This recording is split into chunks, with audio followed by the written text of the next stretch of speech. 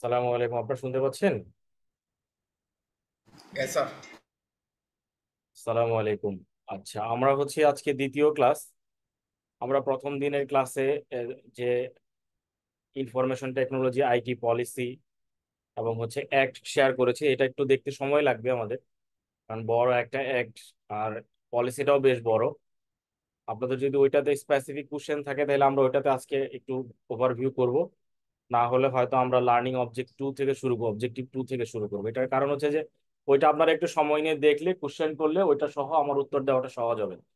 আর না হলে আমি শুধু যদি বলে যে আপনাদের ওই বেসিক আইডিয়া গুলো ক্লিয়ার হবে না, কোশ্চেন গুলো প্রপার করতে পারবেন না, পরে এই অ্যাক্ট নিয়ে আবার যখন রিভিশন করতে যাবেন তখন সময়টা বেশি লাগবে।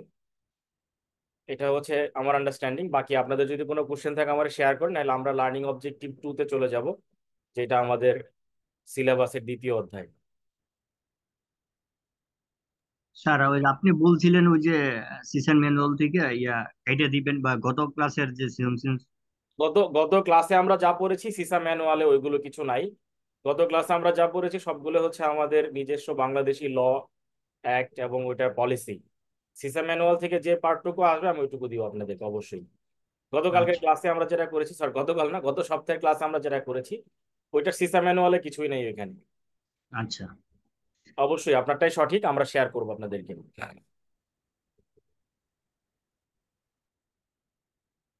তো আমরা লার্নিং অবজেক্টিভ টু যেটা আমাদের আছে, আমরা যদি সিলেবাসের প্রথম অংশে যাই, এখানে দেওয়া আছে management information system development in technology. এইটাকেই আবার ডিটেল করা হয়েছে এখানে গ্রিডে এসে এটাকে ভেঙে ছয়টা সাতটা পার্ট করা হয়েছে। আর এটার আগের যে সিলেবাস ছিল আমাদের 2023 সাল পর্যন্ত যে সিলেবাস ছিল, ওই সিলেবাস যদি আমরা দেখি, সেটা ছিল লার্নিং অবজেক্টিভ টু। এখানে আমি যেটুকু হাইলাইট করেছি,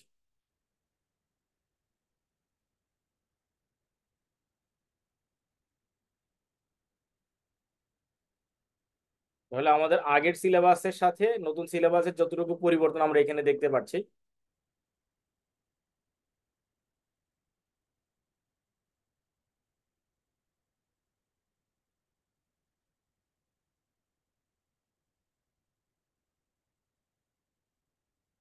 তাহলে আমাদের এখন দেখতে হবে identify the change taking place in form of use of decision support business. বিজনেসে ডিসিশন নেওয়ার ক্ষেত্রে কি কি আমাদের চেঞ্জ আসছে বা কিভাবে আমরা ডিসিশনগুলো নিতে পারি। এরপরে identify the role and reporting alternatives of management information system. Then সিতে আছে describe how online analytical processing can meet key information needs of managers. মানে এটা পরিপূর্ণভাবে আসলে বিজনেসকে ফলো করে বা বিজনেস হাউসকে ফলো করে এই অবজেক্টিভ গুলো ডিজাইন করা বা আমাদের এই চ্যাপ্টারটাকে ডিজাইন করা। দেন নেক্সট পয়েন্ট আছে explain the decision support system concept and how it differs from traditional management information system. Then I say explain how the following information system can support the information needs of executives, manager, business professionals. তিনটা part এখানে: executive information system, enterprise information system বা portal, এরপর আছে knowledge management system. Then F এ আছে identify how neural network, fuzzy logic, তারপর genetic algorithm, মানে artificial ইন্টেলিজেন্সের যে পার্টগুলো আছে ওই পার্টগুলো আমাদের বিজনেসে কিভাবে হেল্প করে বা ইউজ করা যায়। Illustrate the ways expert system can be used in business decision making situation. আর ফাইনাল হচ্ছে understand cloud technologies as describe technology platform that provide highly scalable and resilient environment that can be remotely utilized by organization in a multitude of power ways. এই যে আমাদের বিভিন্ন area গুলো আছে, আমরা এগুলো আরো দুই একবার পড়ি, পরে আগে আমরা আমাদের রিকোয়ারমেন্টটা বোঝার চেষ্টা করি। এই রিকোয়ারমেন্ট গুলো বুঝলে, যেহেতু আমাদের সুনির্দিষ্ট করে কোনো লার্নিং এর জন্য ম্যানুয়াল ডেভেলপমেন্ট করে দেয়া নাই বা কোনো একটা নির্দিষ্ট বইকে সরাসরি ইন্ডিকেট করা নাই, আমরা এগুলো ওপেন প্ল্যাটফর্মে যে কোনো বই থেকেই পড়তে পারি। তার আগে হচ্ছে আমাদের টপিকস গুলো নিজেদের একটু ক্লিয়ার হওয়া। আমরা আবার একটু দেখি, আপনারাও দেখেন যে নাম্বার ওয়ানে কি বলছে, আমরা এটা বুঝতে পারি কিনা।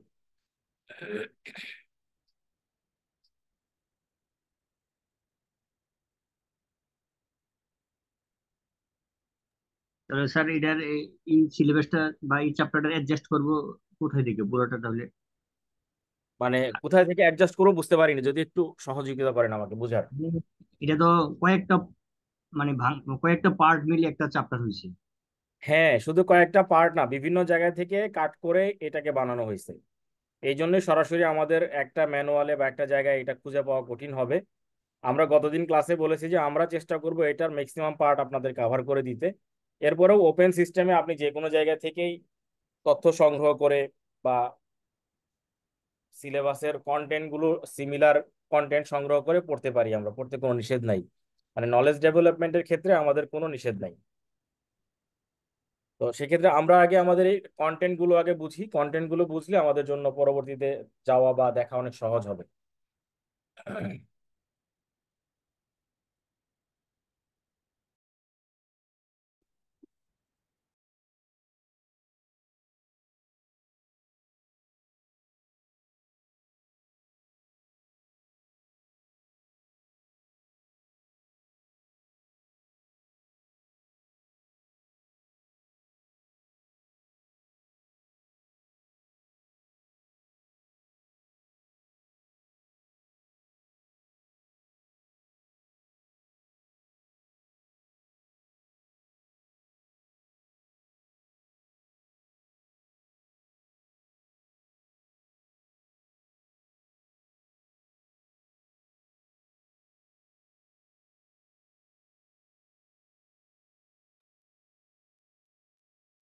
আর আমরা তো সার্টিফিকেট লেভেলে আমরা কিছু ইনফরমেশন টেকনোলজি পড়ে আসছি, ওইখানেও আমাদের কিন্তু এইগুলো ছিল। হ্যাঁ, management information system, decision support system, decision tree, তারপরে transaction processing system, TPS, MIS, এগুলো কিন্তু আমাদের ওইখানেও কিছু কিছু ছিল। তো ওইটাকে একটু ডিটেইল করে ব্রড লেভেল এখানে পয়েন্ট আউট করা হয়েছে। তাহলে এ নাম্বারটার টপিকসটা আমরা ক্লিয়ার কিনা একটু যদি কেউ শেয়ার করেন, কারণ আমাদের আসলে এগুলো যদি আলোচনা করে বুঝতে সহজ হয় তাহলে আমরা এটার উত্তর কোথায় আছে সহজে খুঁজে পাবো। আমিও রেফারেন্স বুক দিব আপনাদেরকে, আপনারাও ওপেন সোর্সে অনেক খুঁজে পাবেন। গুগলে সার্চ করলে সব ম্যাটেরিয়াল পাওয়া যায়। হয়তো একটু গুছায় নিতে সময় লাগবে এই, কিন্তু অ্যাভেলেবেল ইনফরমেশন ইন গুগল, মানে অনলাইন প্ল্যাটফর্মে, ওপেন সোর্সে।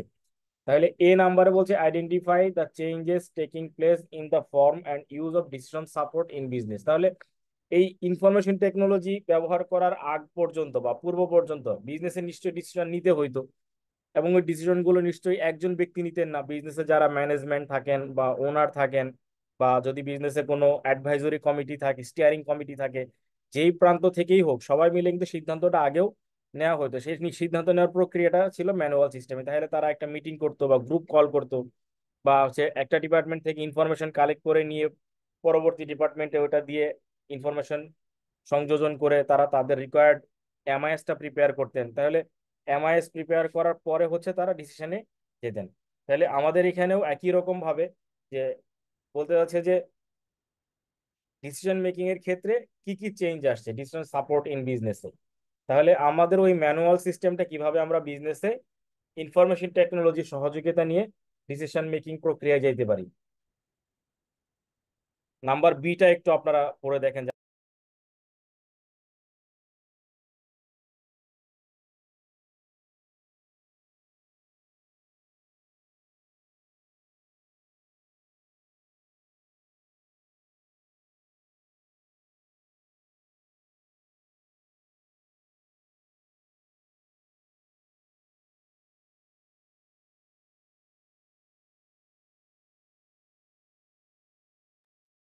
তাহলে নাম্বার টু যেটা, সরি, বি ক্যাটাগরিতে, identify the role and reporting alternatives of management information system.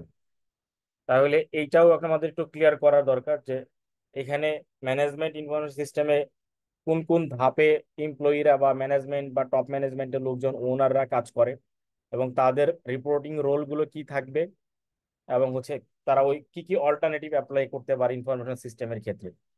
Describe how online analytical processing can meet key information needs of managers. তাহলে information ম্যানেজারদের কি কি প্রয়োজন হয় এটাও একটু আমাদের অ্যানালাইটিক করে বুঝতে হবে যে ম্যানেজমেন্ট ইনফরমেশন সিস্টেমে ম্যানেজাররা কি কি চায়। তাহলে আমরা কিন্তু এমআইএস এর বেশ কয়েকটা ক্যাটাগরি এখানে পাবো, যে এমআইএস গুলোর মাধ্যমে ইনফরমেশন সিস্টেম এর মাধ্যমে বিজনেস হাউস বা ম্যানেজাররা তাদের ডিসিশন মেকিং এর প্রক্রিয়াটা এরপর আছে explain the decision support system concept and how it differs from traditional management information system.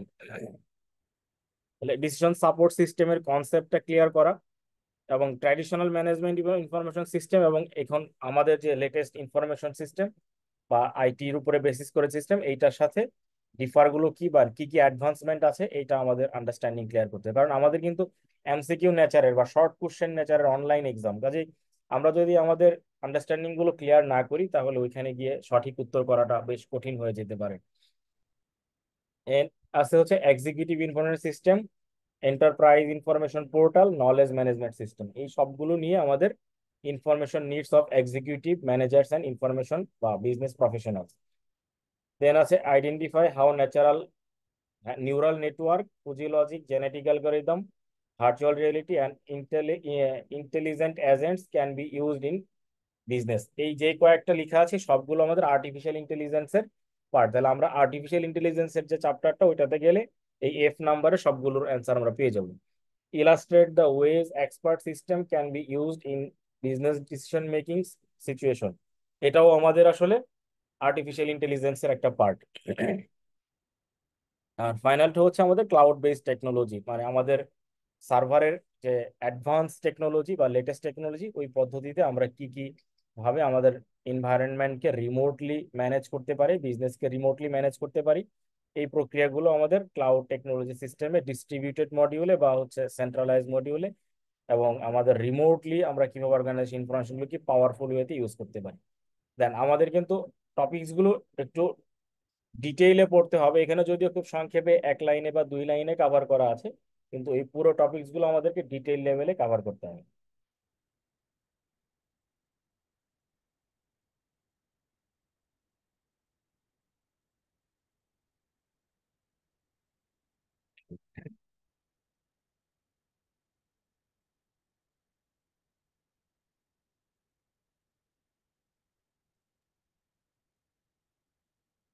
তাহলে আমরা একটু এটা ক্লিয়ার করার চেষ্টা করি, আপনারা দেখেন যে আমরা বুঝতে পারছি কিনা। অ্যাটলিস্ট প্রশ্নগুলো কি হইতে পারে সেটা দেখে আমরা উত্তরগুলি খুঁজবো। এখন প্রশ্ন যদি আমরা সঠিকভাবে আইডেন্টিফাই করতে না পারি, অ্যান্সার খুঁজতে গেলেও দেখা যাবে যে আমরা সঠিক অ্যান্সার খুঁজে পাবো না।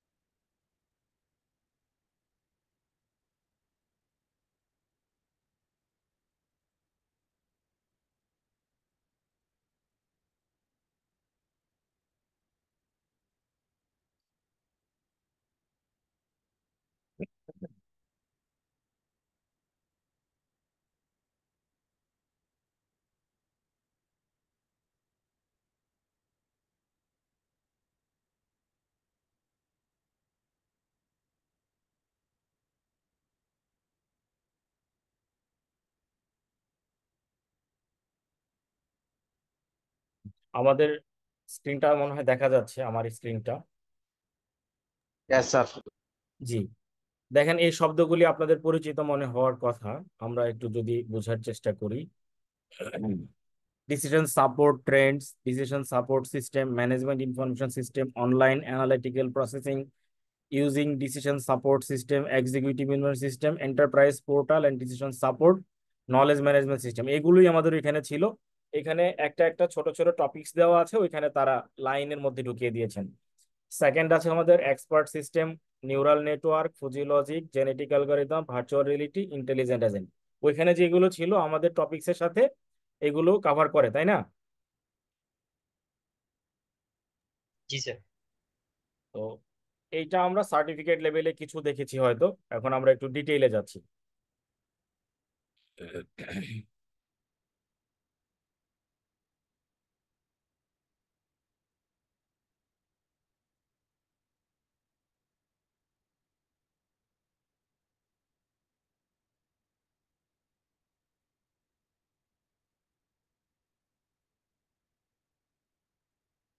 আমরা প্রথমে একটু এইটা দেখে যাই, তারপরে ওই লেখাটায় গেলে আমাদের ক্যাচ করতে একটু সহজ হবে, এটা আমার আইডিয়া সম্ভবত। আচ্ছা, আমরা যে পিরামিডটা দেখতে পাচ্ছি এটা একটা অর্গানাইজেশনের স্ট্রাকচারাল পার্ট। তো অর্গানাইজেশনে দুইটা মেজর পার্ট থাকে, একটা হচ্ছে ডিসিশন মেকিং এর ফ্লো, আর একটা হচ্ছে ইনফরমেশনের ফ্লো। কারণ ইনফরমেশন গুলি যদি সঠিক উপায়ে ম্যানেজার বা operational management, strategic management, tactical management তাদের কাছে না পৌঁছায়, তাহলে তারা সঠিক ডিসিশন নিতে পারবেন না। আবার ডিসিশন স্ট্রাকচার গুলোও যদি পরিপূর্ণভাবে সঠিক না হয়, তাহলেও বিজনেসটা ভালোভাবে কন্টিনিউ করা সহজ হবে না। তো ডিসিশন বিভিন্ন ধরনের হতে পারে।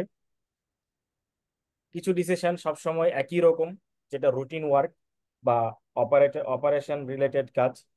হ্যাঁ, আবার কিছু ডিসিশন আসলে দেখা যায় যে হঠাৎ হঠাৎ নিতে হয়, যেটাকে অনেক ক্ষেত্রে বলে অ্যাডহক বা আনস্ট্রাকচার্ড অথবা আনশিডিউল। মানে সবসময় লাগে না, কোনো একটা সময় পার্টিকুলার পারপাসে ডিসিশনটা নেওয়ার প্রয়োজন হয়, কম্পিটিটরের কারণে হতে পারে, ইন্ডাস্ট্রির কারণে হতে পারে, বিভিন্ন রিকোয়ারমেন্টের ভিত্তিতে। তাহলে আমরা দেখি এখানে তিনটা পার্ট আছে।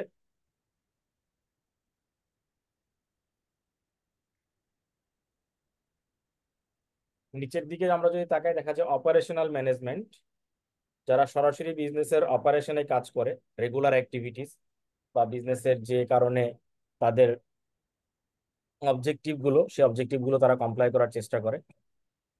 এই পার্টে যারা কাজ করে তারা অপারেশন ম্যানেজমেন্ট বা সেলফ ডিরেক্টেড টিমস, যাদেরকে একটা নির্দিষ্ট কাজ দিয়ে দেওয়া হয়, তারা ওই কাজগুলো একইভাবে বারবার রিপিটেডলি করতে থাকে।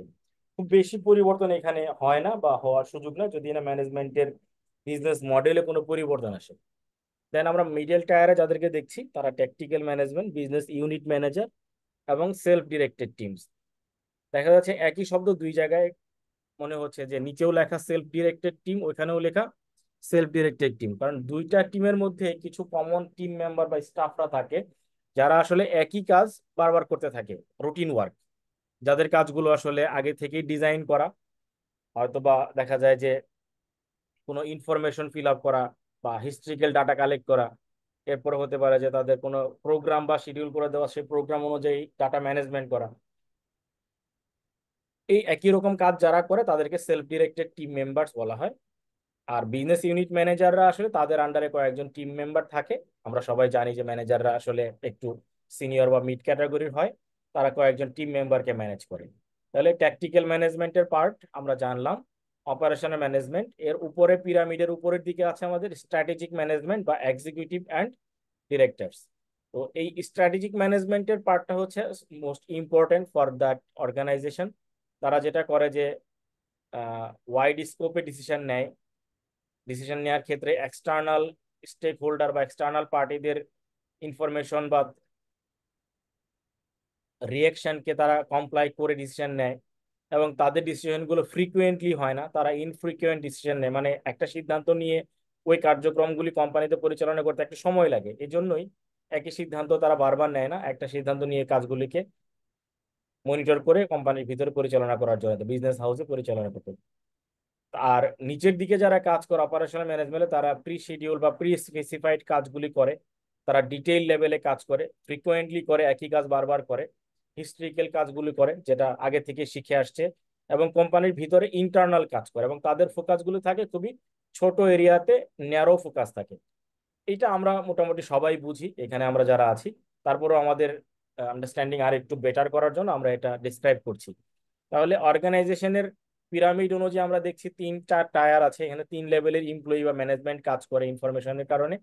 আবার ডিসিশনের ক্ষেত্রেও তিন ধরনের ডিসিশন হয়, একটা হচ্ছে স্ট্রাকচার্ড ডিসিশন, আরেকটা হচ্ছে সেমি স্ট্রাকচার্ড, আরেকটা হচ্ছে আনস্ট্রাকচার্ড। তাহলে স্ট্রাকচার ডিসিশন গুলো হচ্ছে এরকম যে একবার সিদ্ধান্ত নিয়ে কন্টিনিউয়াস ওই অপারেশনটা চলতে থাকবে। আর সেমি স্ট্রাকচার মাঝে মাঝে পরিবর্তন হতে পারে, অথবা রিয়েকশনের কারণে এখানে অ্যাডজাস্টমেন্ট দেওয়ার প্রয়োজনীয়তা থাকতে পারে। আর আনস্ট্রাকচার্ড গুলো হচ্ছে যে এটা কোম্পানির নিউ কোনো ডিসিশন বা নতুন কোনো কম্পিটিটরের কারণে এখানে বিজনেস একটা চেঞ্জ আসছে, ওই চেঞ্জের জন্য যে সিদ্ধান্তগুলো নিতে হয়েছে। তাহলে এইখানে তিন ধরনের ডিসিশনের আমরা ক্রাইটেরিয়া দেখছি, 1 2 3। আপনারা একটু বলবেন কি কি ডিসিশন। আমাদের এই হায়ারার্কি পিরামিডে তিনটা আমরা পার্ট দেখতেছি, এবং ইনফরমেশনে আমরা দুইটা মেজর এরিয়া দেখছি, যে কিছু ইনফরমেশন রেগুলার বেসিসে একই রকম চলতে থাকে, টাস্ক এবং ম্যানেজমেন্ট। কিছু হচ্ছে আমাদের মাঝে মাঝে প্রয়োজন হয়, বা ওই কোনো রিয়েকশনের কারণে তাদেরকে নতুন করে অ্যাকশনে যেতে হয় বা নতুন করে ডিসিশন মেক করতে হয়। এই পার্টটুকু আমার আইডিয়া যে আমরা সবাই মোটামুটি ক্লিয়ার। তাহলে আমাদের তিনটা ডিসিশন স্ট্রাকচার কি কি?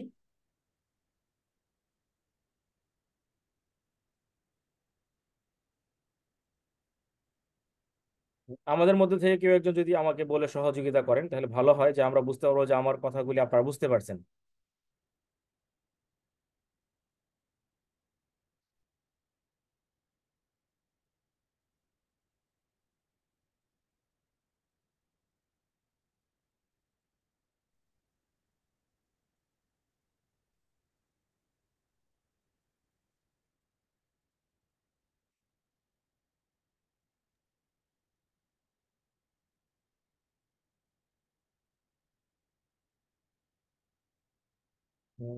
কেউ শেয়ার করতে চাচ্ছেন না, তার মানে হচ্ছে কেউ শুনতে পাচ্ছেন না আমাদেরকে।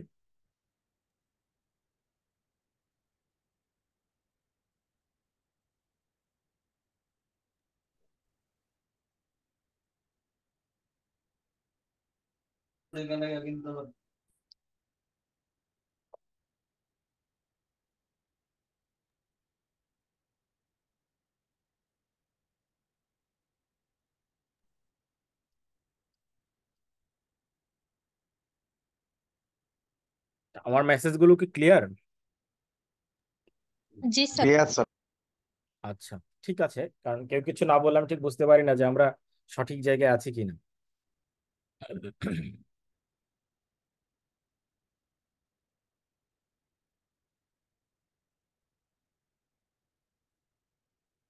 আমরা ওইখানে পিরামিডে যে তিনটা পার্ট দেখে আসছি, ওই তিনটাই এখানে আছে। আমরা এই তিনটা একটু নিজেরা করতে চাই, আপনারা একটু পড়েন স্ক্রিন থেকে।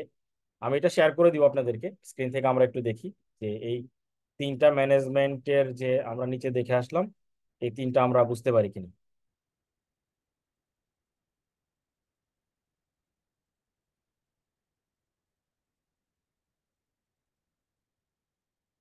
Operational management, tactical management and হচ্ছে স্ট্র্যাটেজিক ম্যানেজমেন্ট। এটা আমরা একটু সবাই পড়তে চাই, একটু পড়েন, দেখি আমরা বুঝতে পারি কিনা।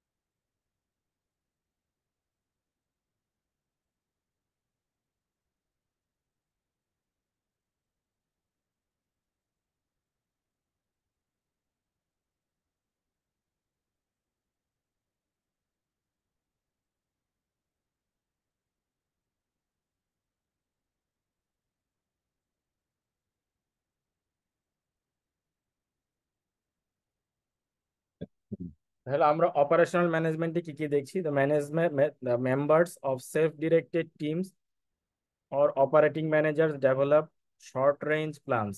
কয়েকটা শব্দ কিন্তু এখানে মনে রাখতে হবে, যে অপারেশনাল ম্যানেজমেন্টে যারা কাজ করে তারা আসলে ছোট ছোট প্ল্যান নিয়ে কাজ করে, আহ, বা উইকলি প্ল্যান নিয়ে কাজ করে। They direct the use of resources and the performance of tasks according to procedure and within budget and schedules they established for the teams and other work group of the organization। তারা কিন্তু নিজেদের জন্য যে কাজগুলো করছে এগুলো তাদের team মেম্বাররা, আদার গ্রুপ মেম্বাররা আবার রিইউজ করবে, বা এই কাজগুলোকে তারা আবার তাদের কাজে ইনপুটে নিবে, কারণ এই তথ্যগুলি বা এই টাস্কগুলোকে ব্রডার সেন্সে নিয়ে গিয়ে তারা আসলে কাজগুলো কমপ্লিট করে। কারণ ওরা যেহেতু শর্ট রেঞ্জে শর্ট প্ল্যানে কাজ করে, কাজে তারা হয়তো কমপ্লিট পিকচারটা একসাথে করতে পারে না, বিভিন্ন পার্ট থেকে কাজগুলোকে ডেভেলপ করে নেওয়া হয়।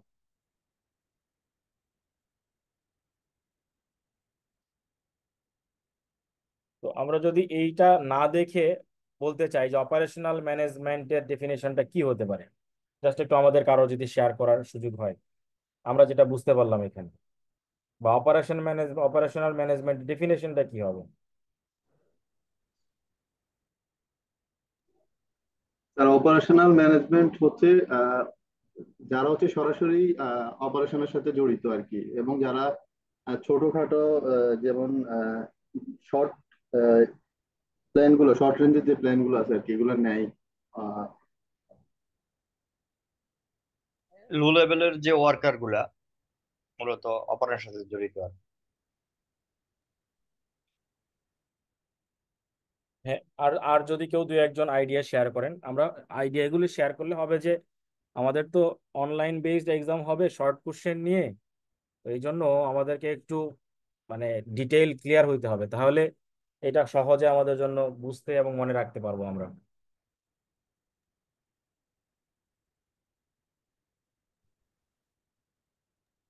যারা অপারেশনাল ম্যানেজমেন্ট, টেকনিক্যাল ম্যানেজমেন্ট তাদেরকে যে কাজগুলো অ্যালোকেট করে দেয় আর কি, ওগুলো মূলত তারা দেখাশোনা করে।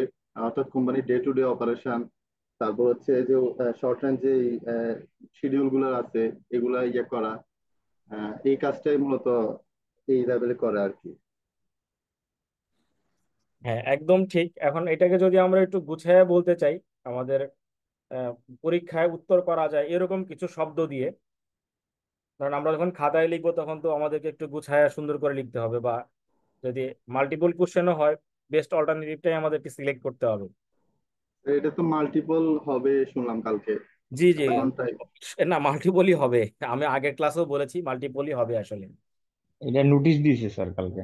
হ্যাঁ, স্যার 150টা স্যার এমসিকিউ থাকবে, 4 ঘন্টা পরীক্ষা হবে। 4 ঘন্টা পরীক্ষা হবে। ওই যে কিছু কিছু আহ ধরেন টপিকস তুলে ধরবে, ওই টপিকস থেকে কিছু তারা কোশ্চেন বানাবে, এরকম একটা আইডিয়া আমরা শুনতে পেয়েছি।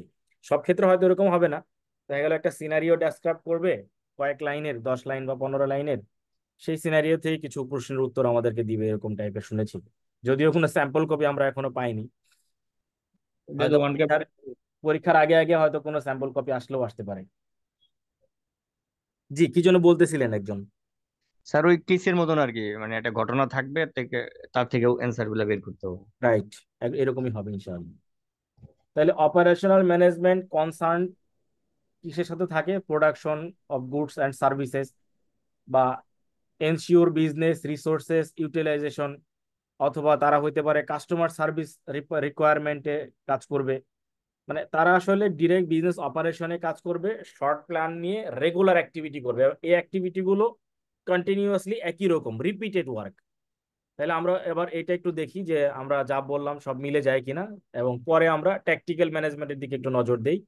এখানে বলছে increasingly business professionals in self directed teams as well as business unit managers develop short and mid-range plans, schedules and budgets, and specify the policies, procedures, and business objectives for their sub units of the company। এইটুকুতেই আমরা clear করি, পরের অংশটা পরে যাই, কারণ পরের অংশটা একটু ডিটেইলে পরের ধাপে। তাহলে আমাদের এইখানে বোঝার জন্য যদি আমরা চিন্তা করি, তারা শর্ট মিডিয়াম দুইটা রেঞ্জ নিয়ে কাজ করছে, এবং তারা বাজেট ওরিয়েন্টেড এবং পলিসি ওরিয়েন্টেড। নিচে কিন্তু পলিসির কোনো শব্দ ছিল না আমাদের। তাহলে আসসালামু আমিন স্যার, একটু আসি স্যার। আসসালামু আলাইকুম। ওয়ালাইকুম আসসালাম। আপনারা তো অনেকদিন দেখি না। আমি চলে আসছি, একটু কাজ কাম করি তো স্যার। আপনি আমার কাজ করেন বলে তো আমরা ক্লাসে থাকতে পারি, আমরা ক্লাসে থাকতাম না। না না না স্যার, সরি। একটু ক্লিয়ার হওয়া দরকার যে আমরা আসলে ট্যাকটিক্যাল ম্যানেজমেন্ট কোন পার্টটুকুকে ম্যানেজ করব বা কোনটুকুকে বলবো। যেমন বাংলাদেশে অনেকগুলো পোস্ট থাকে, এক্সিকিউটিভ থাকে, সিনিয়র এক্সিকিউটিভ থাকে এরকম। তাহলে এইখানে কিন্তু আমাদের এরকম কোনো পোস্ট তারা ডিটেইল বলে নাই। কাজের ধরন অনুযায়ী ম্যানেজমেন্টকে এখানে ডেভেলপ করা হয়েছে, বা কাজের ধরন অনুযায়ী ম্যানেজমেন্টকে সেগ্রিগেশন করা হয়েছে। এটা হচ্ছে আমাদের লোকাল সিস্টেম বা এইচআর সিস্টেমের সাথে ইনফরমেশন টেকনোলজি সিস্টেমের একটা বেসিক ডিফারেন্ট বা বেসিক ওয়ে, ডিফারেন্ট ওয়ে। তাহলে আমাদের ট্যাকটিক্যাল ম্যানেজমেন্টে হচ্ছে যে business professionals in self directed teams as well as business unit managers develop short and medium range plans, schedules, budget, and specify the policies, procedures, and business objectives for their sub units of the company. দেখেন, business objectives এর কথা কিন্তু আমাদের নিচের পার্টেও clearly define করে না, কারণ তারা আসলে খুব ন্যারো এরিয়া নিয়ে কাজ করে। ফুল অবজেক্টিভটা তারা আসলে অনেক ক্ষেত্রে জানেও না, বা তারা আসলে ওইটুকু পর্যন্ত কভার করতে পারে না। বাট ট্যাকটিক্যাল ম্যানেজমেন্ট বা মিড ম্যানেজমেন্টে যারা থাকে তারা অবজেক্টিভ নিয়ে কাজ করার সুযোগ পায়, কারণ তারা ফুল রিসোর্সটাকে অ্যালোকেট করে, পুরো অপারেশন বা পারফরমেন্সটাকে মনিটর করে, এবং অর্গানাইজেশনের যে ছোট ছোট সাব ইউনিট থাকে, ডিপার্টমেন্ট থাকে, ডিভিশনস থাকে, বা বিভিন্ন প্রসেস টিম থাকে, প্রজেক্টের টিম থাকে, এবং অন্যান্য ওয়ার্ক গ্রুপ বা অ্যাডিশনাল টিম মেম্বার থাকতে পারে, সবাইকে তারা একসাথে অ্যালোকেট করে পুরো রিসোর্সটাকে কোঅর্ডিনেট করে বিজনেসের যে অবজেক্টিভ সেটা অ্যাচিভ করার চেষ্টা করে। এই জন্যই দেখা গেছে যে এই পার্টটাতে বিজনেস অবজেক্টিভ বা ফুল ম্যানেজমেন্টের, সরি, ফুল বিজনেস অপারেশনটা দেখার বা বোঝার সুযোগ থাকে। ফাইনালি আমাদের স্ট্র্যাটেজিক ম্যানেজমেন্ট, এই ক্ষেত্রে সবসময় খেয়াল করা হয় যে যারা এক্সিকিউটিভ মানে সরি সিনিয়র এক্সিকিউটিভ বা চিফ এক্সিকিউটিভ থাকেন, তাদেরকে ডিরেক্ট করার জন্য বোর্ড অফ ডিরেক্টরসরা থাকেন, বা অনেক ক্ষেত্রে চিফ এক্সিকিউটিভ অফিসার বা সিইও অ্যাপয়েন্টেড থাকেন টপ এক্সিকিউটিভদের লেভেলে। এদের কাজ হচ্ছে বোর্ড অথবা অর্গানাইজেশনের যে গোলটা দেওয়া আছে, সেই গোলটা স্ট্র্যাটেজি, পলিসি, অবজেক্টিভ অথবা বিজনেসের স্ট্র্যাটেজিক প্ল্যানিং প্রসেসের মধ্যে দিয়ে অ্যাচিভ করা, এবং এই অ্যাচিভমেন্টের যে প্রসেসটা তারা ডেভেলপ করে সেটা মনিটর করা, সেটার পারফরমেন্সকে ইভালুয়েশন করা, এবং ওভারঅল বিজনেসের যে ডিরেকশন আছে এইটাকে বিজনেস এনভায়রনমেন্ট কনসিডার করে, কারণ এনভায়রনমেন্টের মধ্যে অনেক ক্ষেত্রে দেখা যায় যে ইকোনমিক এনভায়রনমেন্টও বিজনেসের একটা বড় মেজর পার্ট এখানে, আবার স্ট্র্যাটেজিক্যাল পার্টের পাশাপাশি পলিটিক্যাল পার্টও থাকে। এই সমস্ত কিছু কনসিডার করে ওভারঅল বিজনেসটাকে আসলে কম্বাইন্ড ওয়েতে তাদের ওয়েলথ ম্যাক্সিমাইজ অথবা বিজনেসের যে অপারেশনাল অ্যাক্টিভিটি সেটাকে ম্যাক্সিমাইজ করাটাই মেইন চ্যালেঞ্জ এবং ডিরেকশন ফ্রম স্ট্র্যাটেজিক ম্যানেজমেন্ট। আমরা এই তিনটা ম্যানেজমেন্ট নিয়ে অনেকটুকু সময় দিলাম। এটার আসলে বেসিক কারণটা হচ্ছে যে এই তিনটা আমরা ডিফাইন করতে পারলে কাজগুলো এবং এর সঙ্গে ডিসিশনের পার্টগুলোকে আমরা সহজেই অ্যালাইন করতে পারবো।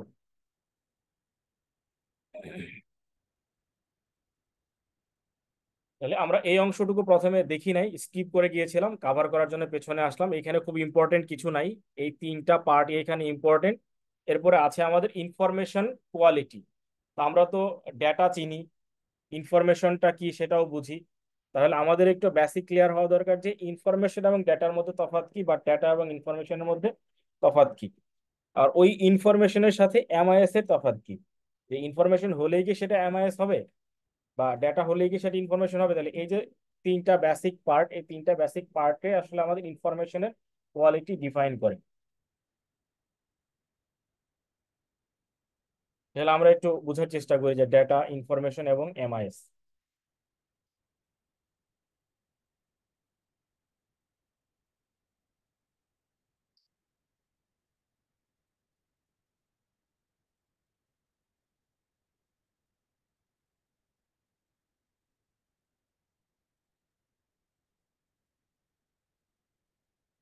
দেন ইনফরমেশন কোয়ালিটি কি আসলে?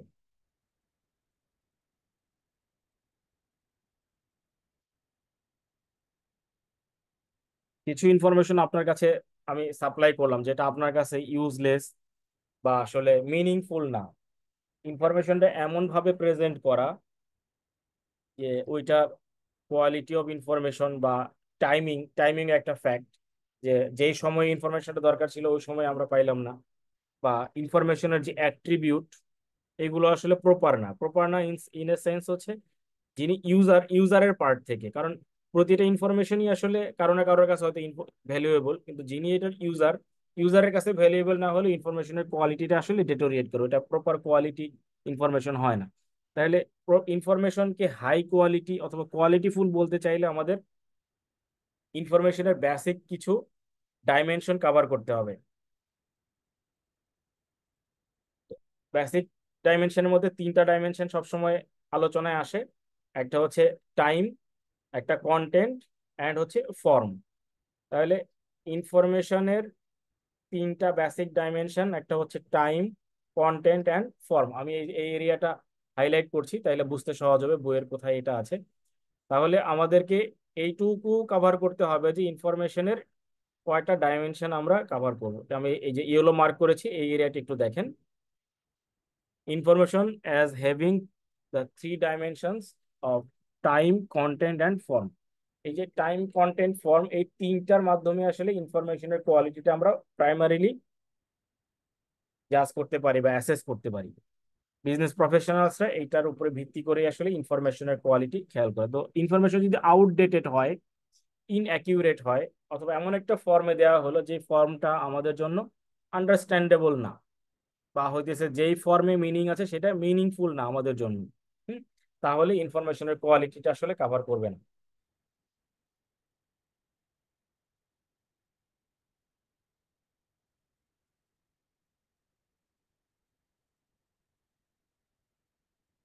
এই অংশ আমরা আগেই আলোচনা করেছি, এখানে আর আমরা সময় দিচ্ছি না। আমরা ইনফরমেশনের ওই তিনটা পার্টে চলে আসি। একটা হলো টাইম ডাইমেনশন, একটা কন্টেন্ট ডাইমেনশন, আর একটা হচ্ছে ফর্ম ডাইমেনশন।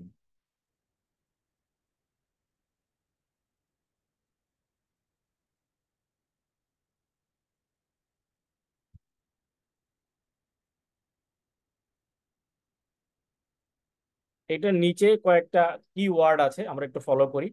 টাইম ডাইমেনশনের নিচে দেখেন লেখা আছে টাইমলিনেস, তারপর হচ্ছে কারেন্সি, ফ্রিকোয়েন্সি, টাইম পিরিয়ড।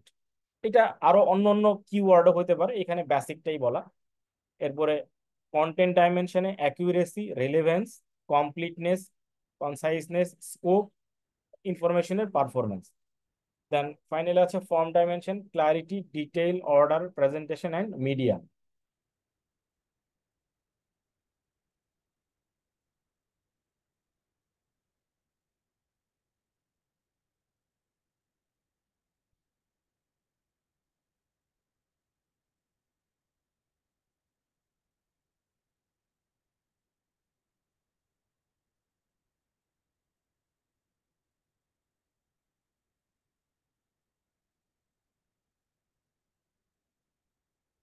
তাহলে টাইম ডাইমেনশনের যে কিওয়ার্ড গুলি আছে, টাইমলিনেস, এটার পাশে আছে information should be provided when it is needed. যখনই ইনফরমেশনের সময়সীমা বেঁধে দেওয়া আছে বা যে সময়ের মধ্যে সাবমিট করতে বলা হয়েছে ওই সময়ের পরে দিলে ওটা নিয়ে আসলে কোনো কাজ হবে না। তারপর আছে কি currency, information should be update when it is provided. Then frequency, যদি কোনো ইনফরমেশন পিরিয়ডিক্যালি চাওয়া হয় বা অফেন প্রয়োজন হয়, যে হঠাৎ করে প্রয়োজন হলো, অথবা টাইম পিরিয়ড দিয়ে দিল যে একটা নির্দিষ্ট পিরিয়ডের আমি ইনফরমেশনটা চাই। আমরা যেমন বিভিন্ন অডিটে গিয়ে 1 ইয়ারের ডাটা চাই, আপনি গিয়ে 1 ইয়ারের সেলস ডাটা চাইলেন, সেটা হতে পারে যে আপনার জুলাই 2023 থেকে জুন 2024, এটা একটা আমাদের এখন চলমান অডিট প্রক্রিয়ার পিরিয়ড। তো এখন আপনি ইনফরমেশন চাইলেন সেলসের, ওনারা দিয়ে দিলেন আসলে 22 জুলাই থেকে 23 জুন। ইনফরমেশনটা সঠিক, ওই ইনফরমেশনটাতে কোনো ভুল নাই, কমপ্লিট ইনফরমেশন, অ্যাকিউরেট ইনফরমেশন, কিন্তু আপনার পিরিয়ড কভার করে না, এই জন্য ওই ইনফরমেশন আপনার কাছে কোনো মূল্য নেই, এটা কোয়ালিটি ইনফরমেশন না আপনার কাছে। অথবা আপনি 12 মান্থের চেয়েছেন, ওরা আসলে 10 মান্থ দিয়েছে বা 7 মান্থ দিয়েছে, সেটাও আপনার কাছে আসলে কোয়ালিটিফুল ইনফরমেশন হবে না। এবং অ্যাকিউরেট, দেখা গেলো যে সেলসের সাথে পারচেজ যুক্ত করে একটা লেজার করে দিয়েছে, ভুল করেছে, তাহলে ওইটাও আসলে যে কন্টেন্ট গুলো আছে ওই কন্টেন্ট গুলো অ্যাকিউরেট কন্টেন্ট না।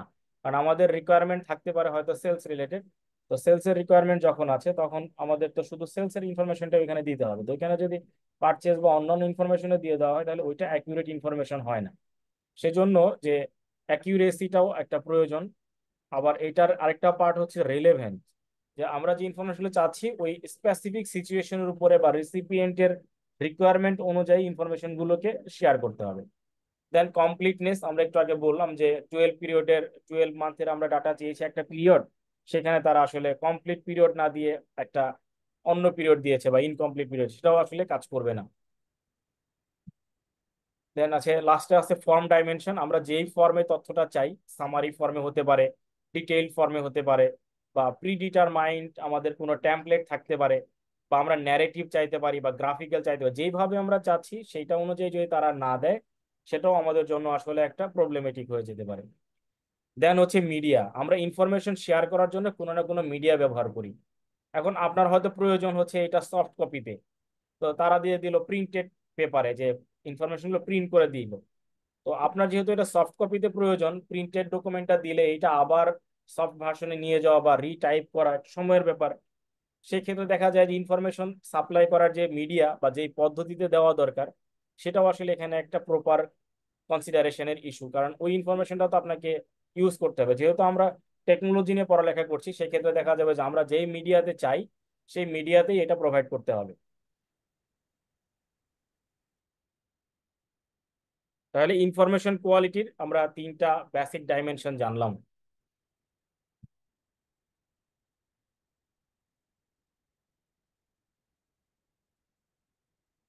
দেন আমরা ডিসিশন স্ট্রাকচারের উপরে যে পিরামিডটা দেখে আসছি কিছুক্ষণ আগে, ওইটাকেই একটা টেবুলার ফর্মে এখানে দেয়া আছে, যে 2টা পার্ট এখানে কভার করা।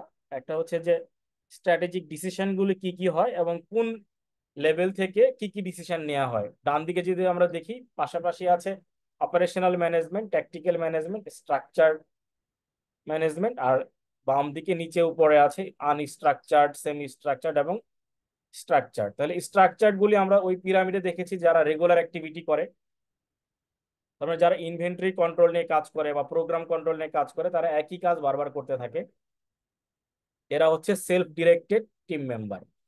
দেন semi structured credit management, production scheduling, daily work assignment, tactical ম্যানেজমেন্টে কিছু এমপ্লয়ি যারা এমপ্লয়ি পারফরমেন্স অ্যাপ্রাইজ করে। সেমি স্ট্রাকচার্ড কেন বললাম, যে এগুলো পার্শিয়ালি ডিজাইন থাকে এবং এটা পিরিয়ডিক্যালি করা হয়, হয়তো 6 মাস পর পর বা 1 বছর পর পর করা হয়। ক্যাপিটাল বাজেটিং, প্রোগ্রাম বাজেটিং, কারণ এগুলো রেগুলার করার কোনো সুযোগ নেই, এগুলো হয়তো মিনিমাম 6 মান্থ ইন্টারভেলে করতে হবে। কারণ প্রোগ্রাম বাজেটিং বা ক্যাপিটাল বাজেটিং যদি প্রতি মাসে মাসে করি আমরা, তাহলে ক্যাপিটাল ম্যানেজমেন্ট করাটাও কঠিন হয়ে যাবে। সেক্ষেত্রে এটা ট্যাকটিক্যাল ম্যানেজমেন্টের একটা পার্ট এবং তারা সেমি স্ট্রাকচার্ড ওয়েতে করে। মোস্টলি ডিজাইন করা থাকে, পিরিয়ড একটা আলাদা আলাদা থাকে। দেন আমরা যদি বিজনেস প্রসেসের ক্ষেত্রে দেখি, যে ট্যাকটিক্যাল ম্যানেজমেন্ট যদি কোনো কারণে বিজনেসে পরিবর্তন আনতে হয়, ইঞ্জিনিয়ারিং বা রি ইঞ্জিনিয়ারিং করতে হয়, এটাও আসলে সেমি স্ট্রাকচার বা আনস্ট্রাকচার্ড পার্টে পড়ে। কারণ কিছু ক্ষেত্রে সেমি স্ট্রাকচার্ডে পড়ে এই জন্য বলছি যে আগে থেকেই প্ল্যান করা থাকে যে ওই পিরিয়ডিকে করবে, তাহলে আগে থেকেই তাকে ইনস্ট্রাকশন দেওয়া আছে। যদি ইনস্ট্রাকশন না থাকে তাহলে এটা আনস্ট্রাকচার্ড, আর যদি ইনস্ট্রাকশন পূর্ববর্তী কোনো কোয়ার্টারে বা 6 মান্থ আগের কোনো রিপোর্টে দিয়ে দেওয়া থাকে, তাহলে এটা হবে তখন সেমি স্ট্রাকচার্ড। দেন ফাইনালি আমরা রাইট সাইডে দেখি স্ট্রাকচার্ড ম্যানেজমেন্ট। এখানে দেখা যায় যে নিউ বিজনেস অ্যাক্টিভিটিস বা হচ্ছে আমাদের কোম্পানি রিলেটেড রিঅর্গানাইজেশন, তারপরে প্রোডাক্ট প্ল্যানিং, মার্জার অ্যাকুইজিশন, অথবা আমরা কোনো সাইট যদি চেঞ্জ করতে চাই, সাইট লোকেশন, রিলোকেশন।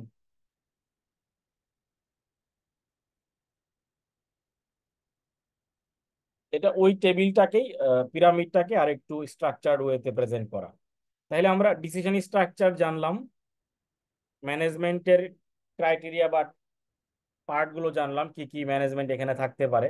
তাহলে কোনো প্রোগ্রাম বা কোনো ডেভেলপমেন্ট যদি নেক্সট 5 ইয়ারের জন্য কোনো প্রতিষ্ঠান করতে চায়, তাহলে এটা কি ধরনের স্ট্র্যাটেজিক হবে, আনস্ট্রাকচার, সেমি স্ট্রাকচার অথবা স্ট্রাকচার? আমরা নেক্সট 5 ইয়ারে কোনো প্ল্যান করতে চাই,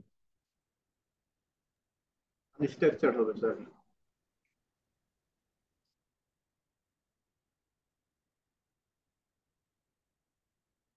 আমাদের পরে আরেকটা টপিক ছিল আলোচনা, ডিসিশন সাপোর্ট সিস্টেম। ওই ডিসিশন সাপোর্ট সিস্টেমের আগে হচ্ছে ডিসিশনের ট্রেন্ড।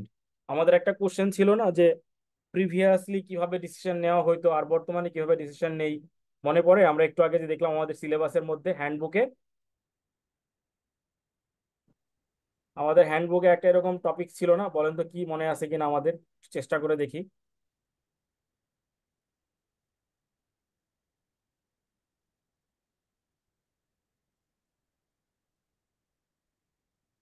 আমাদের একটা ছিল এরকম যে ডিসিশন সাপোর্ট সিস্টেম কনসেপ্টটা কি এবং এটা কিভাবে ডিফার করে ট্র্যাডিশনাল ম্যানেজমেন্ট এবং ইনফরমেশন সিস্টেমের।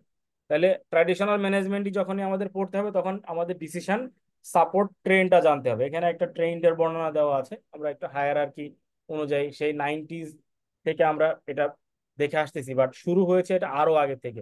ডিসিশন সাপোর্ট সিস্টেম আরো আগে থেকেই চলতেছে, বাট একটা লেভেল পর্যন্ত।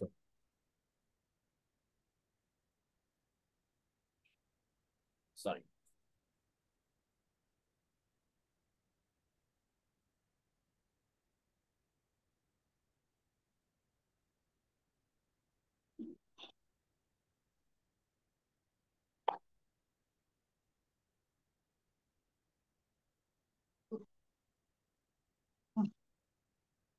তাহলে আমরা এখানে একটা কম্পারিজন দেখি, বাম দিকে দেখেন লেখা আছে যে comparing the major difference in the information and decision support capabilities of management information system and decision support system.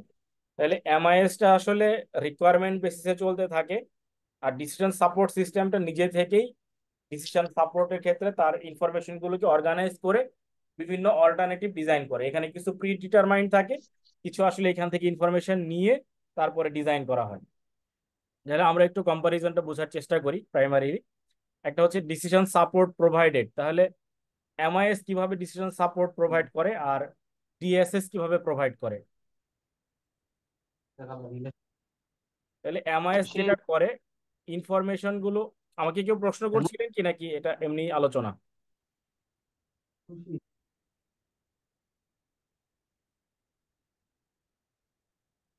Decision সাপোর্টের ক্ষেত্রে এমআইএস যেটা প্রোভাইড করে অর্গানাইজেশনের ভিতরের যে পারফরমেন্স বা ইনফরমেশন অনুযায়ী চলতে থাকে, এইটাকে তারা অর্গানাইজ করে provide information about the performance of the organisation. এটা এমআইএস এর বেসিক পার্ট। ডিসিশন সাপোর্টের ক্ষেত্রে তারা এই ডিসিশনটা প্রোভাইড করে, সাপোর্টটা দেয়।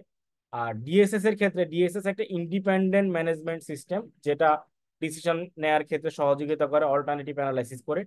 তাহলে provide information and decision support techniques to analyse specific problems or opportunities. তাহলে এমআইএস কিন্তু কোনো প্রবলেম বা অপরচুনিটি স্পেসিফাই করছে না বা অ্যানালাইসিস করতেছে না, ও শুধু ইনফরমেশনটা প্রোভাইড করতেছে, তাও আবার বেসড অন অর্গানাইজেশনস পারফরমেন্স। আমরা যদি সেকেন্ড লাইনে দেখি ইনফরমেশন ফর্ম অ্যান্ড ফ্রিকোয়েন্সি, তো কোন কোন ফর্মে ইনফরমেশন গুলি প্রোভাইড করবে এবং ফ্রিকোয়েন্সি অনুযায়ী করবে। এমআইএস যেভাবে ডিজাইন করা হয়, এমআইএসটা ডিজাইন করা হয় আসলে রিকোয়ারমেন্ট বেসিসে, কারণ সব প্রতিষ্ঠানের এমআইএস একই রকম হবে না। টপ ম্যানেজমেন্ট বা যে ম্যানেজমেন্ট এটা ব্যবহার করবে তার একটা নির্দিষ্ট টেমপ্লেট থাকতে পারে, এটা পিরিয়ডিক হইতে পারে বা পিরিয়ডিক না হয়ে হঠাৎ হঠাৎ হইতে পারে, এক্সেপশন যখন প্রয়োজন সে ডিমান্ড করবে, ডিমান্ড বেসিসে হতে পারে। কিছু পুশ রিপোর্ট থাকতে পারে, যে আমাদের ডাটাবেস আছে, ডাটাবেস থেকে তারা এটা কপি করে নিবে, পুশ করে নিবে। আবার কিছু থাকে হচ্ছে রিপিটেড, বা এটা চলতেই থাকবে সব সময়, ওই রিপোর্ট দিতেই থাকবে বা প্রশ্ন করবে উত্তর দিবে, রেসপন্সিভ। আর ডিএসএস এর ক্ষেত্রে হয় কি, ডিএসএস নিজে থেকেই ইন্টারেক্টিভ ওয়েতে কিছু ইনকোয়ারি করে এবং ওই ইনকোয়ারির রেসপন্স গুলি সহ একটা ডেটা প্রোভাইড করে। ওই ডেটা অনুযায়ী যারা ডিসিশন মেকার তারা তখন ডিসিশন নেওয়ার ক্ষেত্রে অল্টারনেটিভ অ্যানালাইসিস করে। তাহলে এখানে আমরা একটা বেসিক ফর্ম দেখতেছি যে এমআইএস হচ্ছে রিকোয়ারমেন্ট বেসিসে পিরিয়ডিক, এক্সেপশন বা on demand push report provide করতে পারে, অথবা রেসপন্সিভ রিপোর্ট প্রোভাইড করতে পারে। আর ডিএসএস এর ক্ষেত্রে দেখা যাচ্ছে যে ডিএসএস নিজে থেকেই ইন্টারেক্টিভ ওয়েতে কিছু ইনকোয়ারি করে এবং ইনকোয়ারির রেসপন্স গুলি সহ, অল্টারনেটিভ সহ আসলে ডিসিশনের জন্য প্রোভাইড করে টু ডিসিশন মেকার। দেন ইনফরমেশনের ফরম্যাট, এমআইএস এর ক্ষেত্রে দেখা যায় যে আগে থেকেই প্রি স্পেসিফাইড বা প্রি কনফার্ম ফরম্যাটে হয়, এবং ফরম্যাটটা টপ ম্যানেজমেন্টের অনুমোদন ছাড়া পরিবর্তন করা যায় না। তাহলে কি হয়, একটা ফিক্সড ফরম্যাট হয়। আর ডিএসএস এর ক্ষেত্রে যেটা হয়, ডিএসএস আপনি যেভাবে ইনফরমেশন চাচ্ছেন সেইভাবেই প্রোভাইড করতে পারে, কারণ এটা একটা সফটওয়্যারকে যেভাবে আমরা ডাটা রাখতে বলি সেভাবে রাখবে, এবং কোয়েরি অনুযায়ী এখান থেকে আমরা ফ্লেক্সিবল ওয়েতে ডাটা বা ফরম্যাট অনুযায়ী কালেক্ট করতে পারি। এবং এখানে অনেক কিছু আমরা অ্যাড হক বেসিসে পেতে পারি, যেটা আগে থেকে জানা ছিল না বা বলা ছিল না, বাট এই মুহূর্তে আমাদের প্রয়োজন। এরকম কিছু যদি প্রয়োজন হয়, আমাদের যে ডাটা ওয়্যার হাউস বা যেটাকে আমরা ডাটাবেস ম্যানেজমেন্ট সিস্টেম বলি, ডাটাবেস ম্যানেজমেন্ট সিস্টেমের মধ্যে যদি আমাদের ডিএসএস সফটওয়্যারটা ইমপ্লিমেন্ট করা থাকে বা ডেপ্লয় করা থাকে, তাহলে ওইখান থেকে আমরা অ্যাডহক বেসিসে ইনফরমেশন কালেক্ট করতে পারি। দেন আছে information processing methodology. Information processing মেথোডোলজির ক্ষেত্রে যেটা বেসিক ডিফারেন্স হচ্ছে যে এখানে বিজনেসের ডাটাটাকে এক্সট্রাকশন করে তারপরে প্রোভাইড করা হয় বিজনেস ডাটা হিসেবে। আর ডিএসএস এর ক্ষেত্রে যেটা হয় যে নিজস্ব ডাটা এবং তার বিভিন্ন মডেলগুলোকে অ্যানালাইটিক্যাল পার্টগুলোকে ইউজ করে বিজনেসের ডাটা বা ইনফরমেশনকে প্রোভাইড করা হয়। তাহলে ডিএসএস একটু অ্যাডভান্স লেভেলে করতেছে, কারণ ওর কাছে কোম্পানির বেসিক ডাটা আছে, পাশাপাশি কিছু মডেল আছে। সেই মডেলটা সফটওয়্যার নিজে অ্যানালাইজ করে একটা বিজনেস ডাটা প্রোভাইড করতেছে মডেলিং করে। আর এমআইএস এ যেহেতু কোনো সফটওয়্যার নিজের কোনো কিছু কাজ করতে পারে না, ফিক্সড ফর্মে আগের যে ডাটাগুলি আছে বিজনেসের ওটাকে এক্সট্রাক্ট করে প্রয়োজন হলে বিজনেসের রিকোয়ারমেন্ট অনুযায়ী বিজনেস ডাটাটা প্রোভাইড করে। স্যার অ্যাডহক স্যার একটু বুঝি না, একটু বলুন স্যার কোন অ্যাডহক। পার্টটুকু একটু যদি আমাকে হেল্প করেন, কোন পার্টটুকু আমরা বুঝতে পারিনি?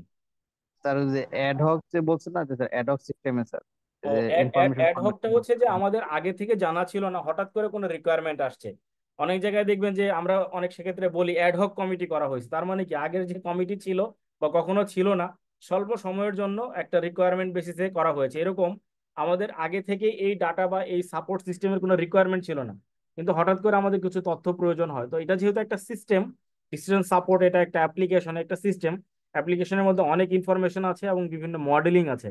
ওই মডেলিং গুলো থেকে আমরা চাইলে আমাদের রিকোয়ারমেন্ট বেসিসে কিছু ডাটা আমরা এক্সট্রাক্ট করে নিতে পারি, যেটা আসলে হঠাৎ করে প্রয়োজন হয়েছে, এর আগে কখনোই ছিল না। Sir. Thank you sir. Sir দুইটা সিস্টেমেই তো আমরা যা ইনপুট দিচ্ছি সেই বেজে আমার আউটপুট চলে আসতেছে, তাই না? একদম ঠিক, কিন্তু এখানে এ- অ্যাডিশনালি ডিএসএস এর মধ্যে একটা যেহেতু অ্যাপ্লিকেশন সফটওয়্যার আছে এবং ওর সাথে কিছু মডেল বেস আছে, এই জন্য ডিএসএস কিছু অতিরিক্ত তথ্য প্রোভাইড করতে পারে নিজে নিজে অ্যানালাইসিস করে। যেমন আমরা এখন যে বর্তমানে একটা নতুন সফটওয়্যার পেয়েছি, ফ্রিতেও ব্যবহার করা যায়, চ্যাট জিপিটি। আমরা কি করি, জি আমরা স্যার। একটা টপিক নিয়ে লিখি, লেখার পরে যখন ওকে বলি এটা রিড্রাফট করো, ও কি করে নিজে থেকে আরো দুইটা চারটা শব্দ যুক্ত করে বা আমাদের কোনো অপ্রয়োজনীয় বা ইনঅ্যাপ্রোপ্রিয়েট ওয়ার্ড থাকলে সেটাকে মডিফাই করে সে একটা সাজেশন করে। তো এই আমাদের ডিএসএস সিস্টেমটাও এরকম, ওর কিছু মডেল বেস আছে সিস্টেম সাপোর্ট সিস্টেমে।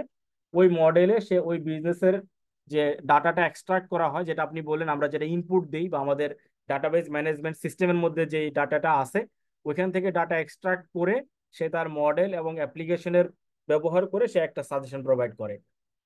এবং সেটা হচ্ছে আমাদের রিকোয়ারমেন্ট বেসিসে, ইন্টারেক্টিভ ওয়েতে। জি স্যার, থ্যাংক ইউ স্যার। জি, ধন্যবাদ।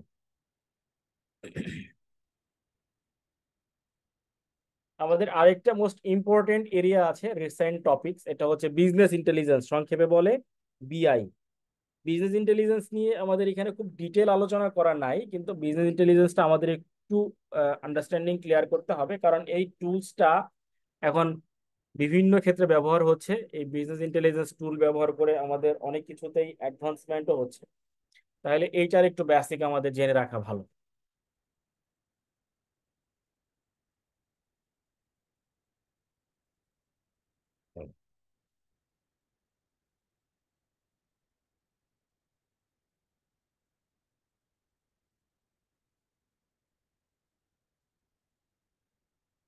তাহলে বিজনেস ইন্টেলিজেন্স বলতে আমরা কি বুঝি? দুইটা শব্দই তো আমাদের কাছে খুবই পরিচিত, আমরা বিজনেসটাও বুঝি, ইন্টেলিজেন্সও বুঝি। আমাদের ভাষায় আমরা যদি বলি তাহলে বিজনেস ইন্টেলিজেন্সটা কি?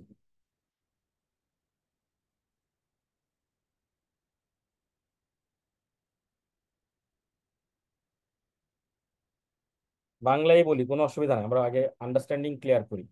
বিজনেস ইন্টেলিজেন্সের মিনিংটা কি? নর্মালি বিজনেস ইন্টেলিজেন্স মিনিং যতটুকু বুঝি স্যার, তাতে বোঝা যাচ্ছে সে বিজনেসের উপর দক্ষ বা বিশেষ জ্ঞান সম্পূর্ণ এরকম কিছু একটা স্যার। হ্যাঁ, অন্য কেউ যদি আমাদেরকে একটু সহযোগিতা করেন, আমাদের তো অনেকজন পার্টিসিপেন্ট আছেন।